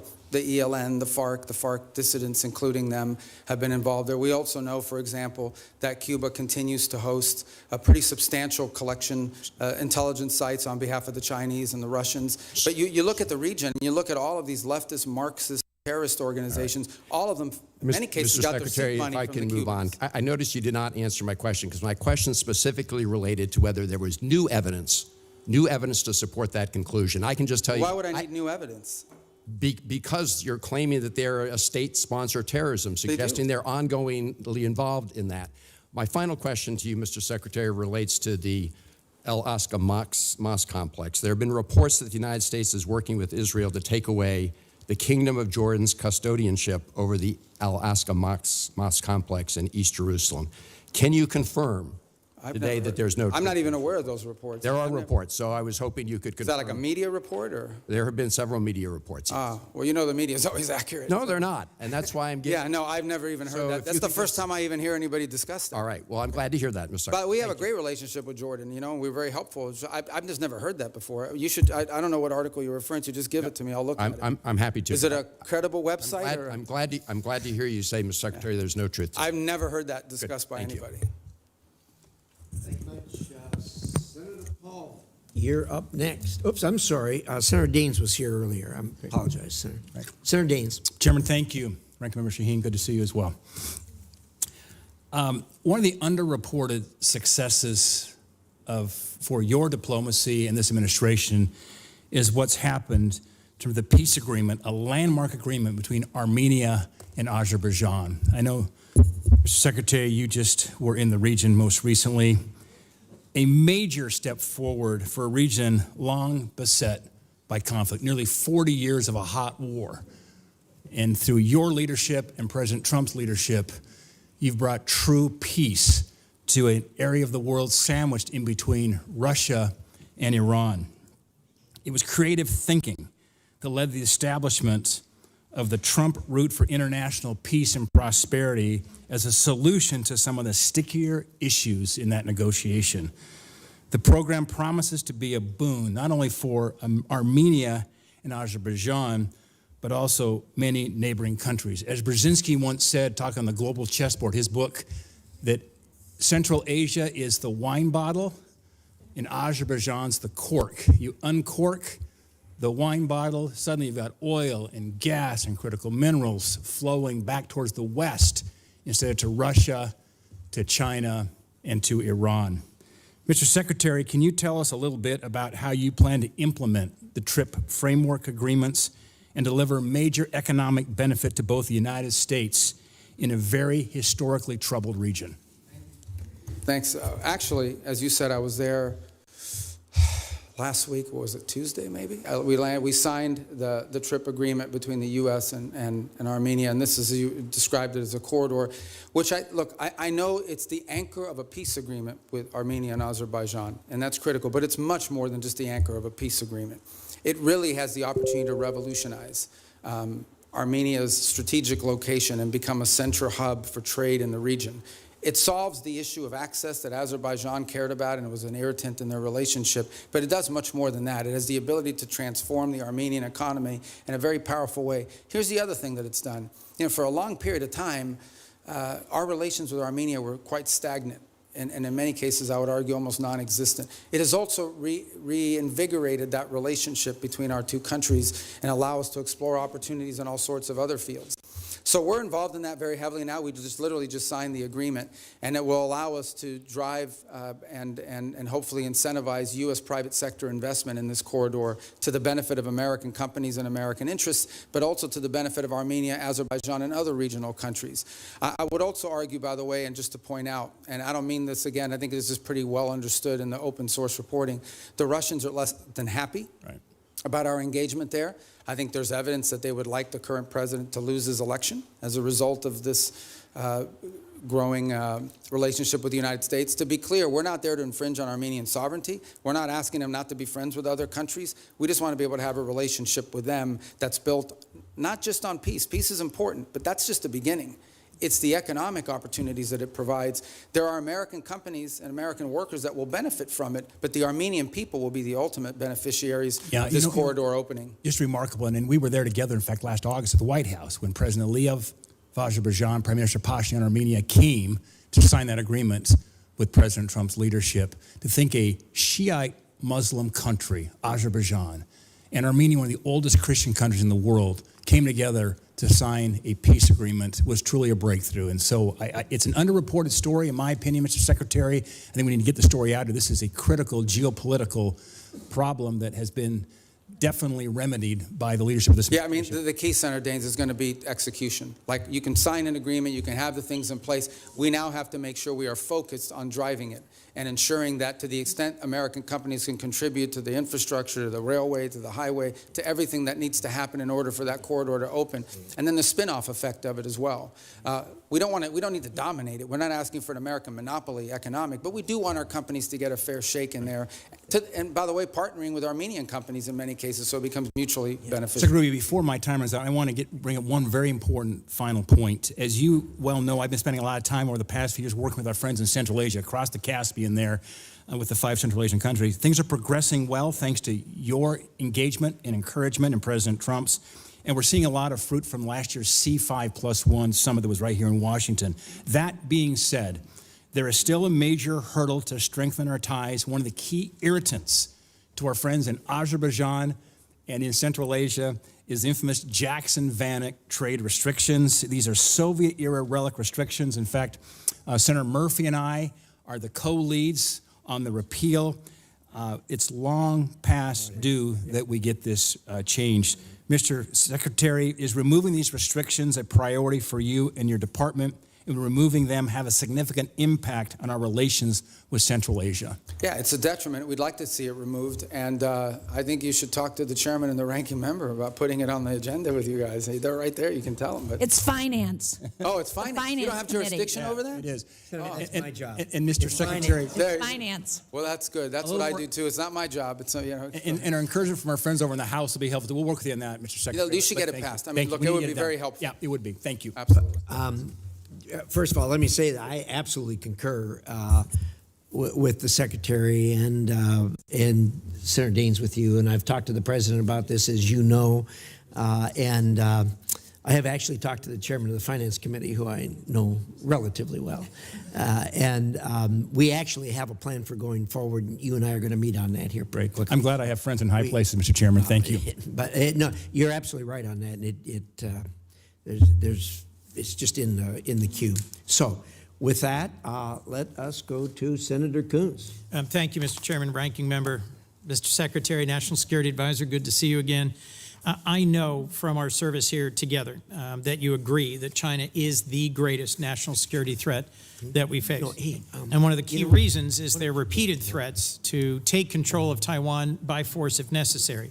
And Taiwan, as we both know, is not just some faraway island. It produces 90% of the semiconductor chips critical to everything from F-35s to iPhones. And its geography makes it indispensable, both to global commerce and military power. Do you agree with that? To Taiwan? Yeah, it's not just strategically important in terms of where it's located. It also is the message that it sends to the world if something were to happen to it. Agreed. That's why for decades, really with leadership from the Senate in a bipartisan way, we've provided arms to deter the PRC's potential military aggression. In fact, you introduced the Taiwan Peace Through Strength Act of 2023. In January, Congress pre-approved a $14 billion arms package for Taiwan. It's been 6 months. We haven't received a notification. Have you advised President Trump to proceed with this? Yeah, it's under, but I don't know if you were here a moment ago when I discussed, we just did $11 billion in December, which was, I think, the largest sale in history. It's certainly, I think it was more than the cumulative amount under the Biden administration.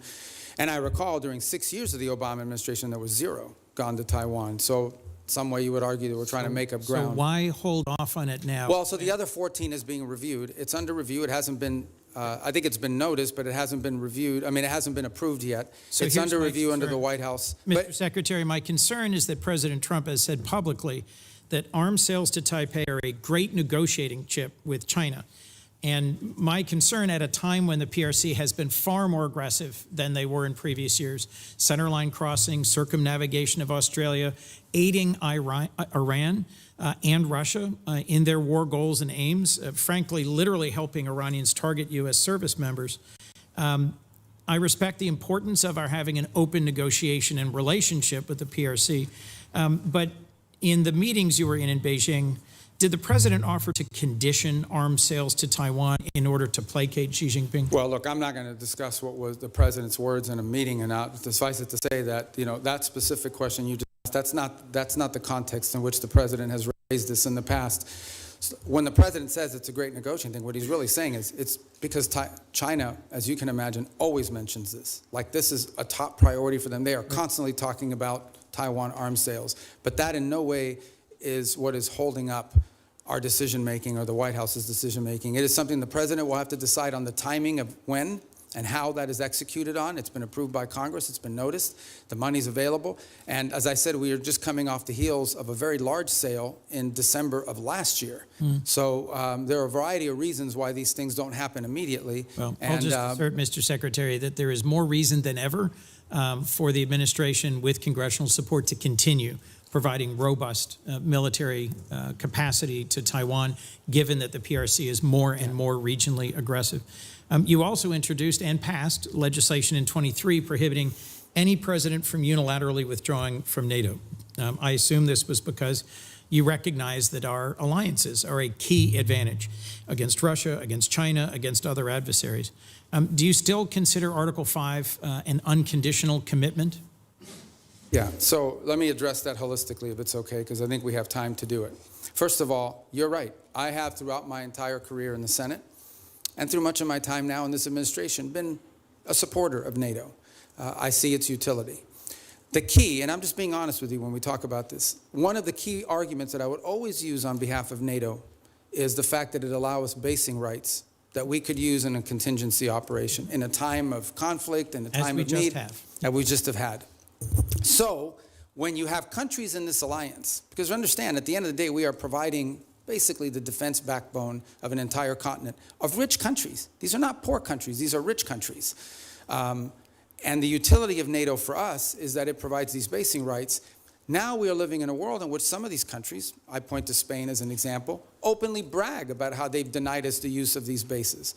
And so if the core rationale for us being in NATO, if what we get out of NATO is the ability to use bases, and then we have members of that alliance that are basically denying the use of those bases in a contingency, it calls them to question the entire thing. Forgive me, I have one more question I want to make sure we get to. Is it not true that some of the challenges in our NATO relations have only come after President Trump threatened to seize territory from a trusted and reliable and contributing partner? Yeah, I don't think that's fair. I think he publicly said both. I know, but I don't use tariffs to coerce Denmark into giving up Greenland. Yeah, but just to tell you, look, if you go back and study the history of it, NATO tensions and debates within U.S. or whether we should be in NATO. In the 1970s, it was the reverse. It was the administration trying to stay in NATO and Congress trying to get us out. Yes. I happened to see a speech, they were playing it after he passed away on C-SPAN, Jesse Jackson at the 1988 Democratic Convention calling for the United States to get out of NATO. So these debates over NATO, you were at that? As was Joe Biden. Oh. Joe Biden didn't support that position then, and I don't support that position now. But my point is that these debates about NATO have been ongoing for a long time. There's about 1,100 vetted Afghan allies being held at Camp As-Salih in Qatar. And that includes 400 children and 150 family members of currently serving active duty U.S. service members. They've been stranded there for a year and a half. And there is talk of sending them either back to Afghanistan into the waiting arms of the Taliban or into war-torn and now Ebola-infected countries like the DRC. And these are people who they or their immediate family members served alongside U.S. soldiers at great risk. Can you commit to working with me and others in this body to support the relocation of these vetted individuals to the United States, especially those who are family members of currently serving U.S. soldiers? Yeah, I can't. First of all, as you know, we're under an executive order now after the National Guard attack here, and so that happened last year. So we can't admit any Afghans at this point into the country. That said, you just pointed to them being sent back to Afghanistan. Our goal, we've worked on this, and we'll work with you on it, is we have talked to multiple countries. Now, I don't know of any single country that's going to take 1,000 people, but we've talked to multiple countries about taking several hundred of these people and allowing them to move to a safe location. As you know, we are operating under not just those restrictions, but broader restrictions about immigration into the United States after 25 million people entered this country illegally over a 4-year period leading up to this administration. The president just but I'll work with you to find the right places for them to go. We want that to happen. The president just raised the refugee cap exclusively to allow Afrikaners into our country. I would welcome a chance to work with you to find safe third countries for these Afghans. And I frankly think we ought to be revisiting our refugee policy, because the refugees who've come into our country in the past are the most vetted and often the highest contributing. As you know, my childhood church hosted a South Vietnamese family, and seeing the 5 of them become great Americans, entrepreneurs, contributors. It is refugees from oppression overseas, whether from Cuba or Venezuela, Vietnam or Afghanistan, who have long contributed to the United States. Thank you, Mr. Secretary. Senator Paul. I'd like to revisit for a moment the boats that were blowing up in the Caribbean and the Pacific that referred to as drug boats. I think it's interesting that the 3 secret criteria we're using to blow up the boats doesn't include whether they have drugs on board. I would like to add that the statistics from the Coast Guard also say that when we interdict alleged drug boats in the historic way, the way we've always done it, about 1 in 4 don't have drugs. We make mistakes. We see something suspicious about the boat, we stop them, and they don't have drugs on board. I would also like to add that drugs is not a criteria for blowing up the boats that are called drug boats, but neither is arms. So in order to blow them up, we don't have to say that they're armed or have drugs, and I think a lot of people would have questions, which I still do. I am glad to hear today, though, that the administration and the negotiations are willing to trade sanctions relief for removal of enriched uranium. I've said for a long time and argued for a long time that sanctions in and of themselves rarely, if ever, are of any value. I've yet to see any Chinese behavior that's changed because of sanctions. I've yet to see any Russian behavior change because of sanctions. I've really yet to see any Iranian behavior change because of sanctions. However, sanctions do have some leverage and ability to exact change if you remove them. So the removal of sanctions might actually have some hope. So I support the administration in this. Now, there are many Republican critics who have been vocal on the airwaves recently saying, oh, no, we can never negotiate with them. These are terrible people. Well, you don't really negotiate with really friendly, good people. In a time of war, you're going to have to negotiate with an adversary. So I do commend and supportive of the idea of this. And the other thing is it's very verifiable. You don't have to wait for verification. You could say the trade sanctions end as soon as we get the 440 kilograms of enriched uranium. Now, it has to be dug, I guess, some of it from under a mountain of rubble, but at the same time be very verifiable. But what I would argue and what I would advise is that you really, why not offer everything? Offer all of the relief of virtually all of the sanctions if you get it. Now, you can wait if that's what you want, is the enriched uranium out and a promise. Now, the rabid hawks will argue, well, we're not going to negotiate with terrorists. We're not going to negotiate with bad people. Then they'll continue to have enriched uranium, and they'll continue to enrich uranium. So I do think that the argument that there hasn't been a military solution to this is largely proven by the fact that even though we've militarily obliterated their military, all of that is true. It's as Fred Ickley wrote in Every War Must End, that military victory doesn't always translate or lead to political resolution or to things that you want done. What we really want done is no more enriched uranium, and you don't enrich uranium, you give up on these hopes. But I would say that as we are looking at trading sanctions, you say there's some you can do on your own, there's some that are congressional. I would be bringing in the leaders in the Congress who can give up on these sanctions and hopefully try to get their voice saying yes, if they will give up. Because if you give up a few piddling ones that that won't change things, that the White House has the ability to do, and you still have all these congressional sanctions, if you're on the other side of that equation, you might say, we're not giving up the one thing we think is leverage, the enriched uranium, for maybe a little bit of sanctions relief. So I would say really go all in on it, because it would be verifiable. You don't have to wait and prove it. You would have to prove in the future whether they're enriching. But I think that is a good step forward. But it's also important for people to have a discussion of what diplomacy is, and that diplomacy doesn't always have a bad name. And frankly, I'm glad to hear that the administration is negotiating, and I wish you luck. And I'd love to hear your response in general. Well, first of all, the president's made clear the priority is Iran can never have a nuclear weapon. And what do they need to have a nuclear weapon? They need a couple things. They need the ability to enrich. That has been substantially destroyed, but could always be rebuilt over time. And the second is the ability, and highly enriched uranium, that's 60%, that could quickly be enriched to 90% weapons grade. The second point you make is about sanctions. So that's the goal here. And the sanctions, first of all, there's a combination of sanctions. There's sanctions that block direct sort of activities that generate revenue. And that's problematic beyond the nuclear program, because they also use this revenue to fund to sponsor terrorism like Hezbollah and others around the region. And then there's the frozen assets, which are related to sanctions, but these are Iranian assets that have been frozen that they don't have access to. So what I would argue, and again, I don't want to get ahead of myself because we're not engaged in this conversation with them yet, but if you get into a situation in which the reason why there are sanctions are because the nuclear program, and so if they comply with what we're demanding on the nuclear side of it, zero enrichment, get rid of the enriched uranium, they're complying with these things, then I think that's the place where the frozen assets could be discussed. The more they give, the more they would get. I think ultimately we will still face other challenges related to Iran separate from the nuclear program, like what they use their money on, which is to sponsor Hezbollah and to sponsor Hamas and to sponsor terrorism around the world. But on the nuclear question, which was the president's been focused on now, no nuclear weapon program, the sanctions that are directly related to the nuclear program, the more they give, theoretically, the more they should be willing to get. What they're not going to get it as a down payment.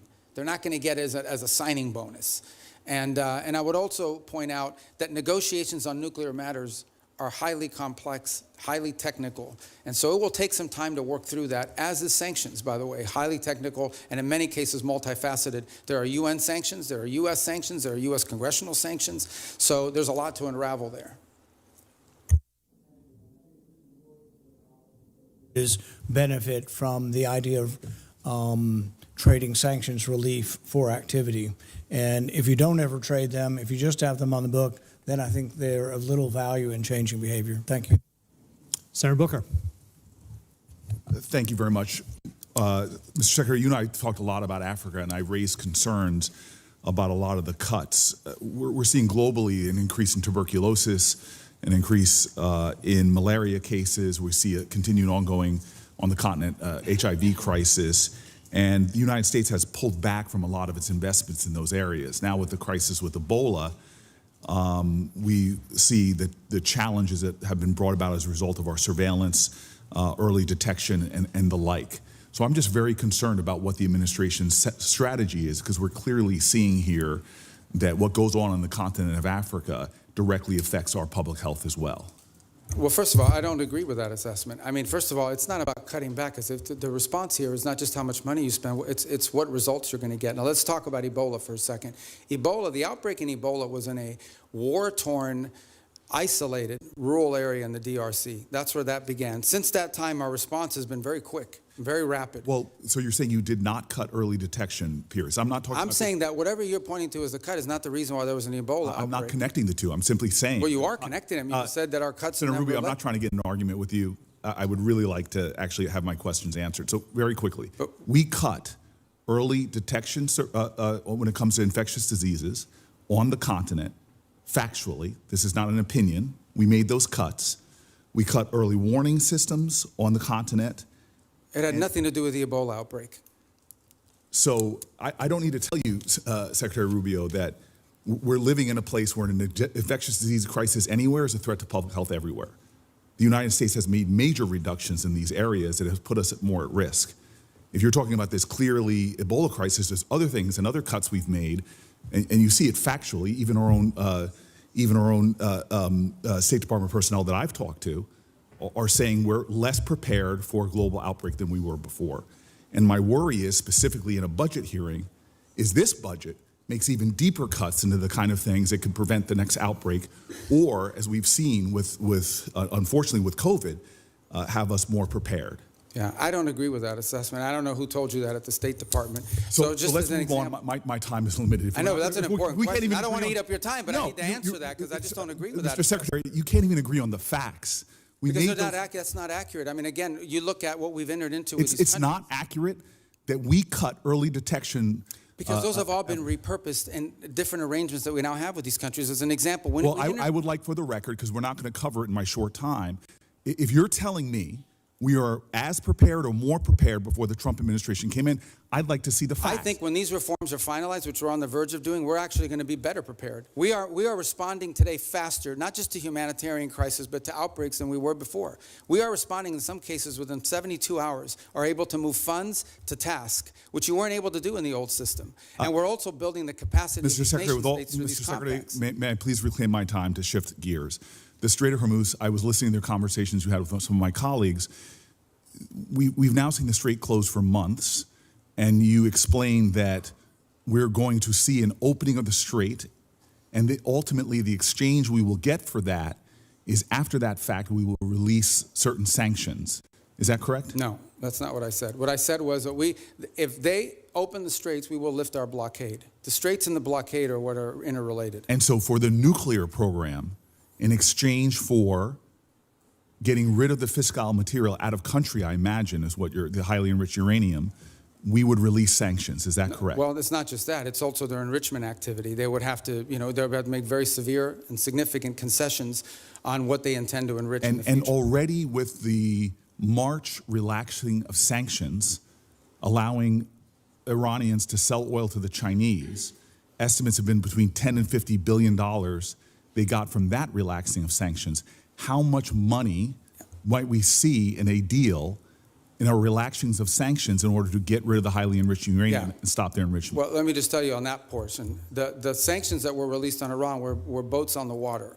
And so that oil was already out in the marketplace. It was sold at market rates, but the sanctions covered, and to the extent we've been able to enforce them, we have the revenues of those sales. So yeah, the Iranian oil was unsanctioned so that it could be sold, but the revenue would have to flow back to blocked accounts, which our sanctions were able to go after. We've also seized, I believe, 6 vessels in the Indo-Pacific that involved Iranian sanctioned oil on top of it. So that wasn't necessarily a trade. They didn't get $50 billion directly as a result of. They might have gotten some of it. They certainly didn't get the majority of it. They are now losing hundreds of millions of dollars a day in revenue because of the blockade. And the blockade exists because of what they're doing in the Straits. Right, and I guess the conclusion I have, and my time's expired, is that the Strait of Hormuz was open before this unjustified war. We're now scrambling to try to find a way to get it back opened again.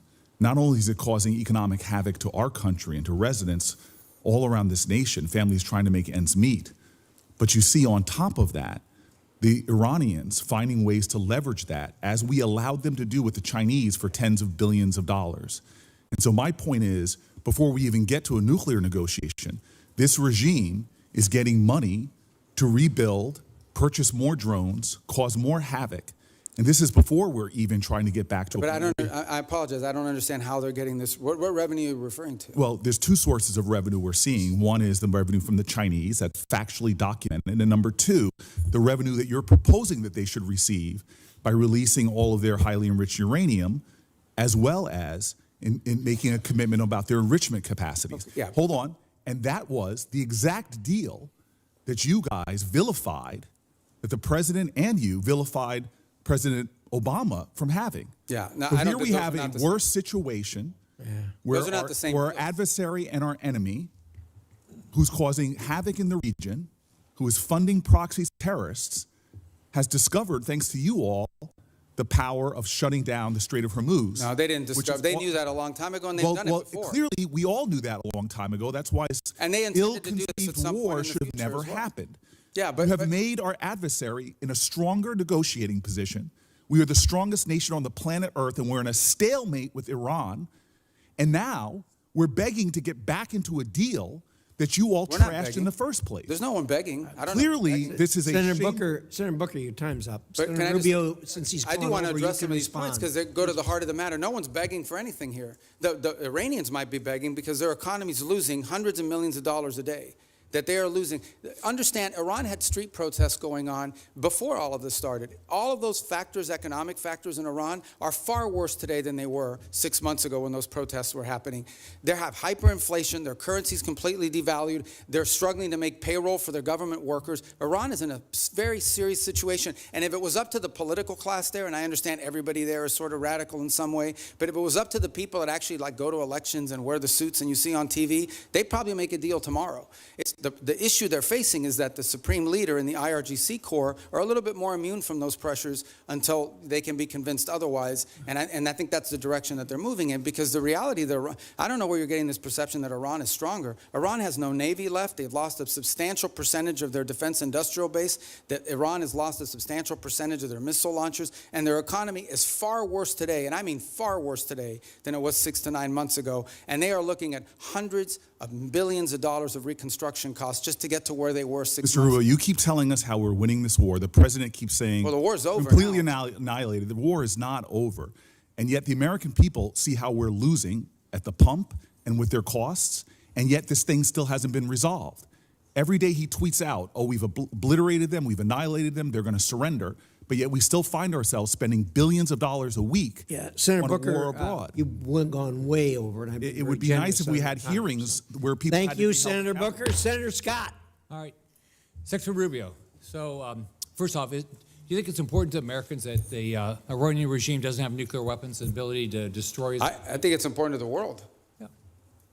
The whole world. I mean, this question about the Straits is a great example. Imagine, the Straits gives them leverage. Imagine what nuclear weapons would give them leverage to do.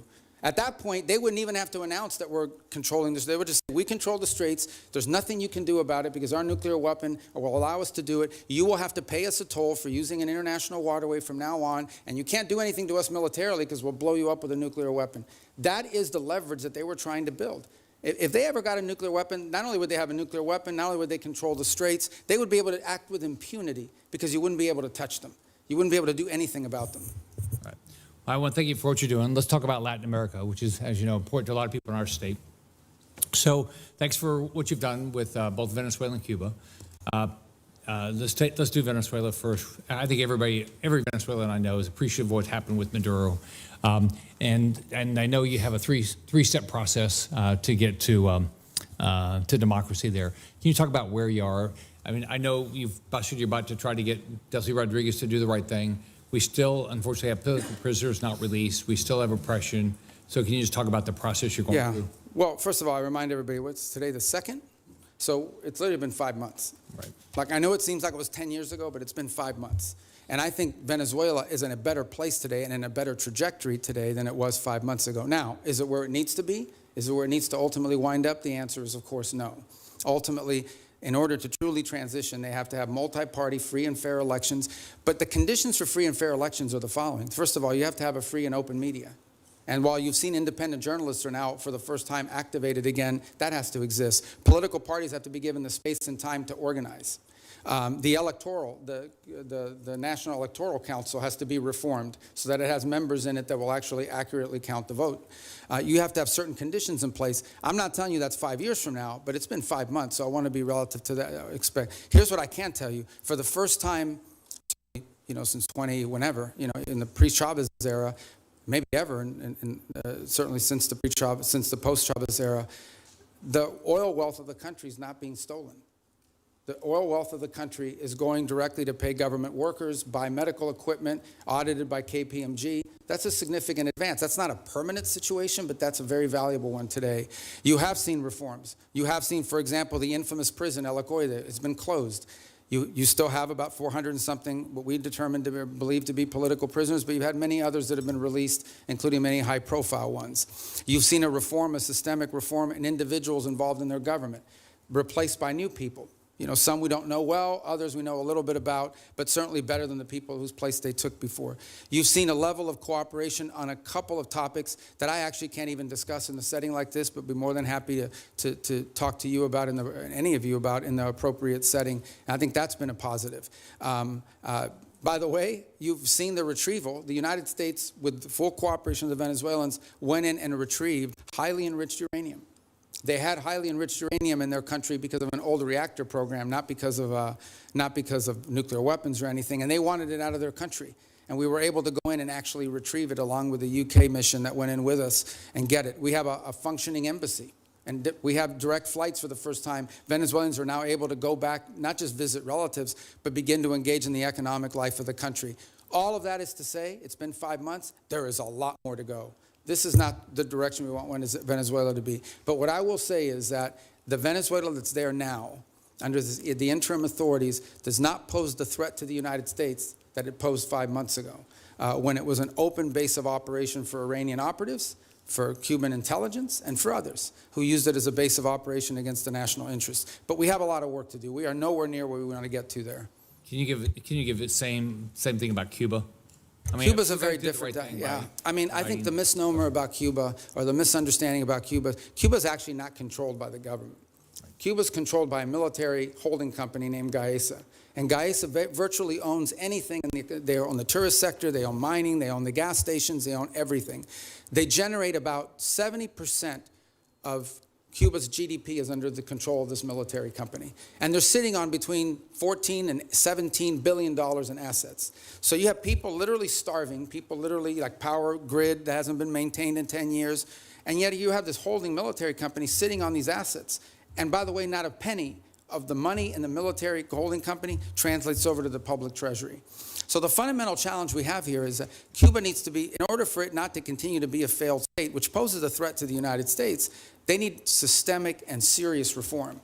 They need to have economic reforms. And the question is, can they possibly reform, given the people who are currently in charge, both of Gaesa and of their government? And I think the answer is they can.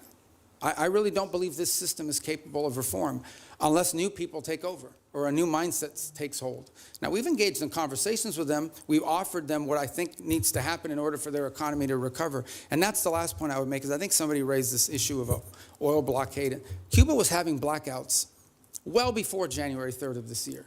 They were having blackouts for years.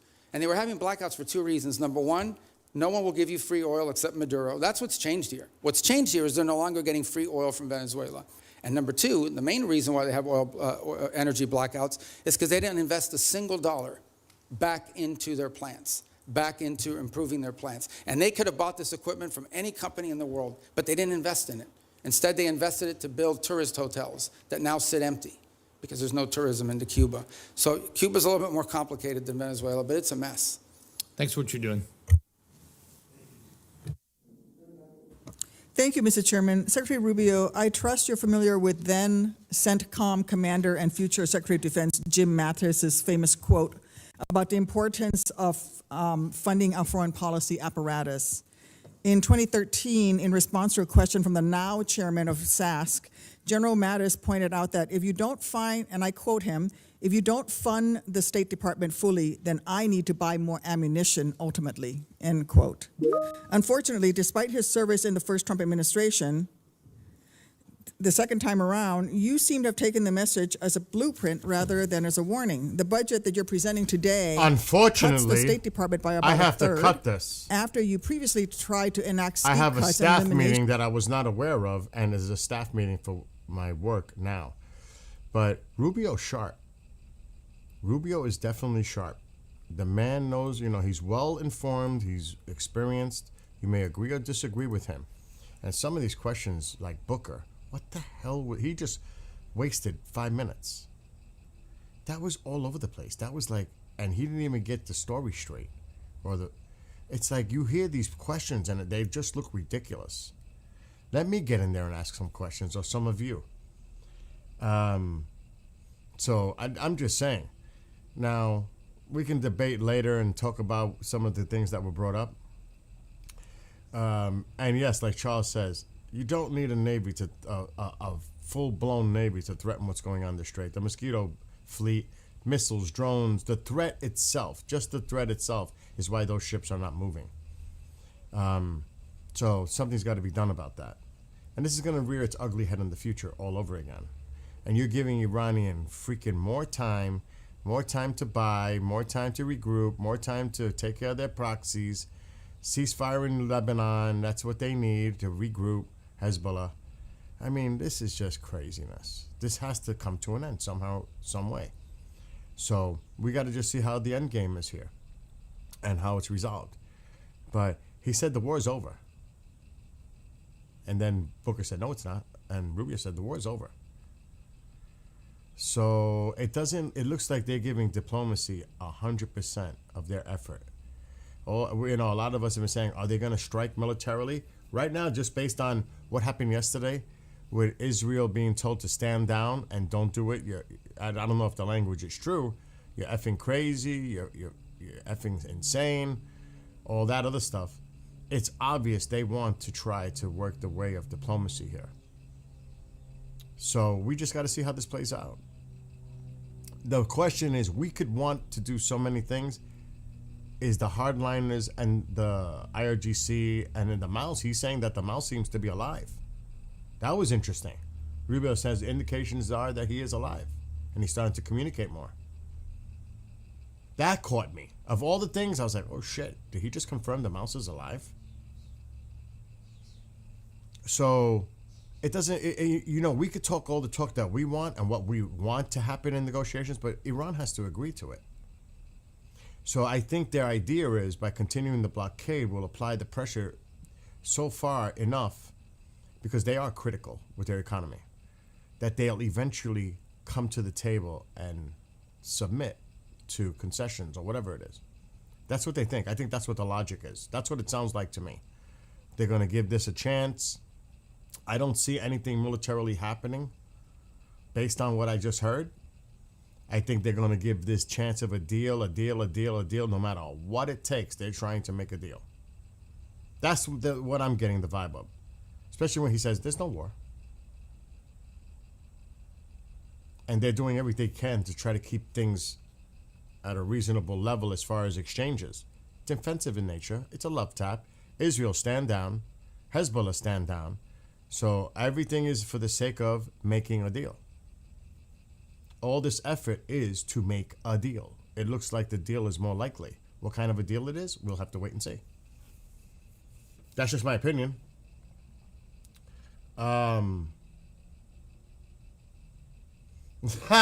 You guys are funny in chat.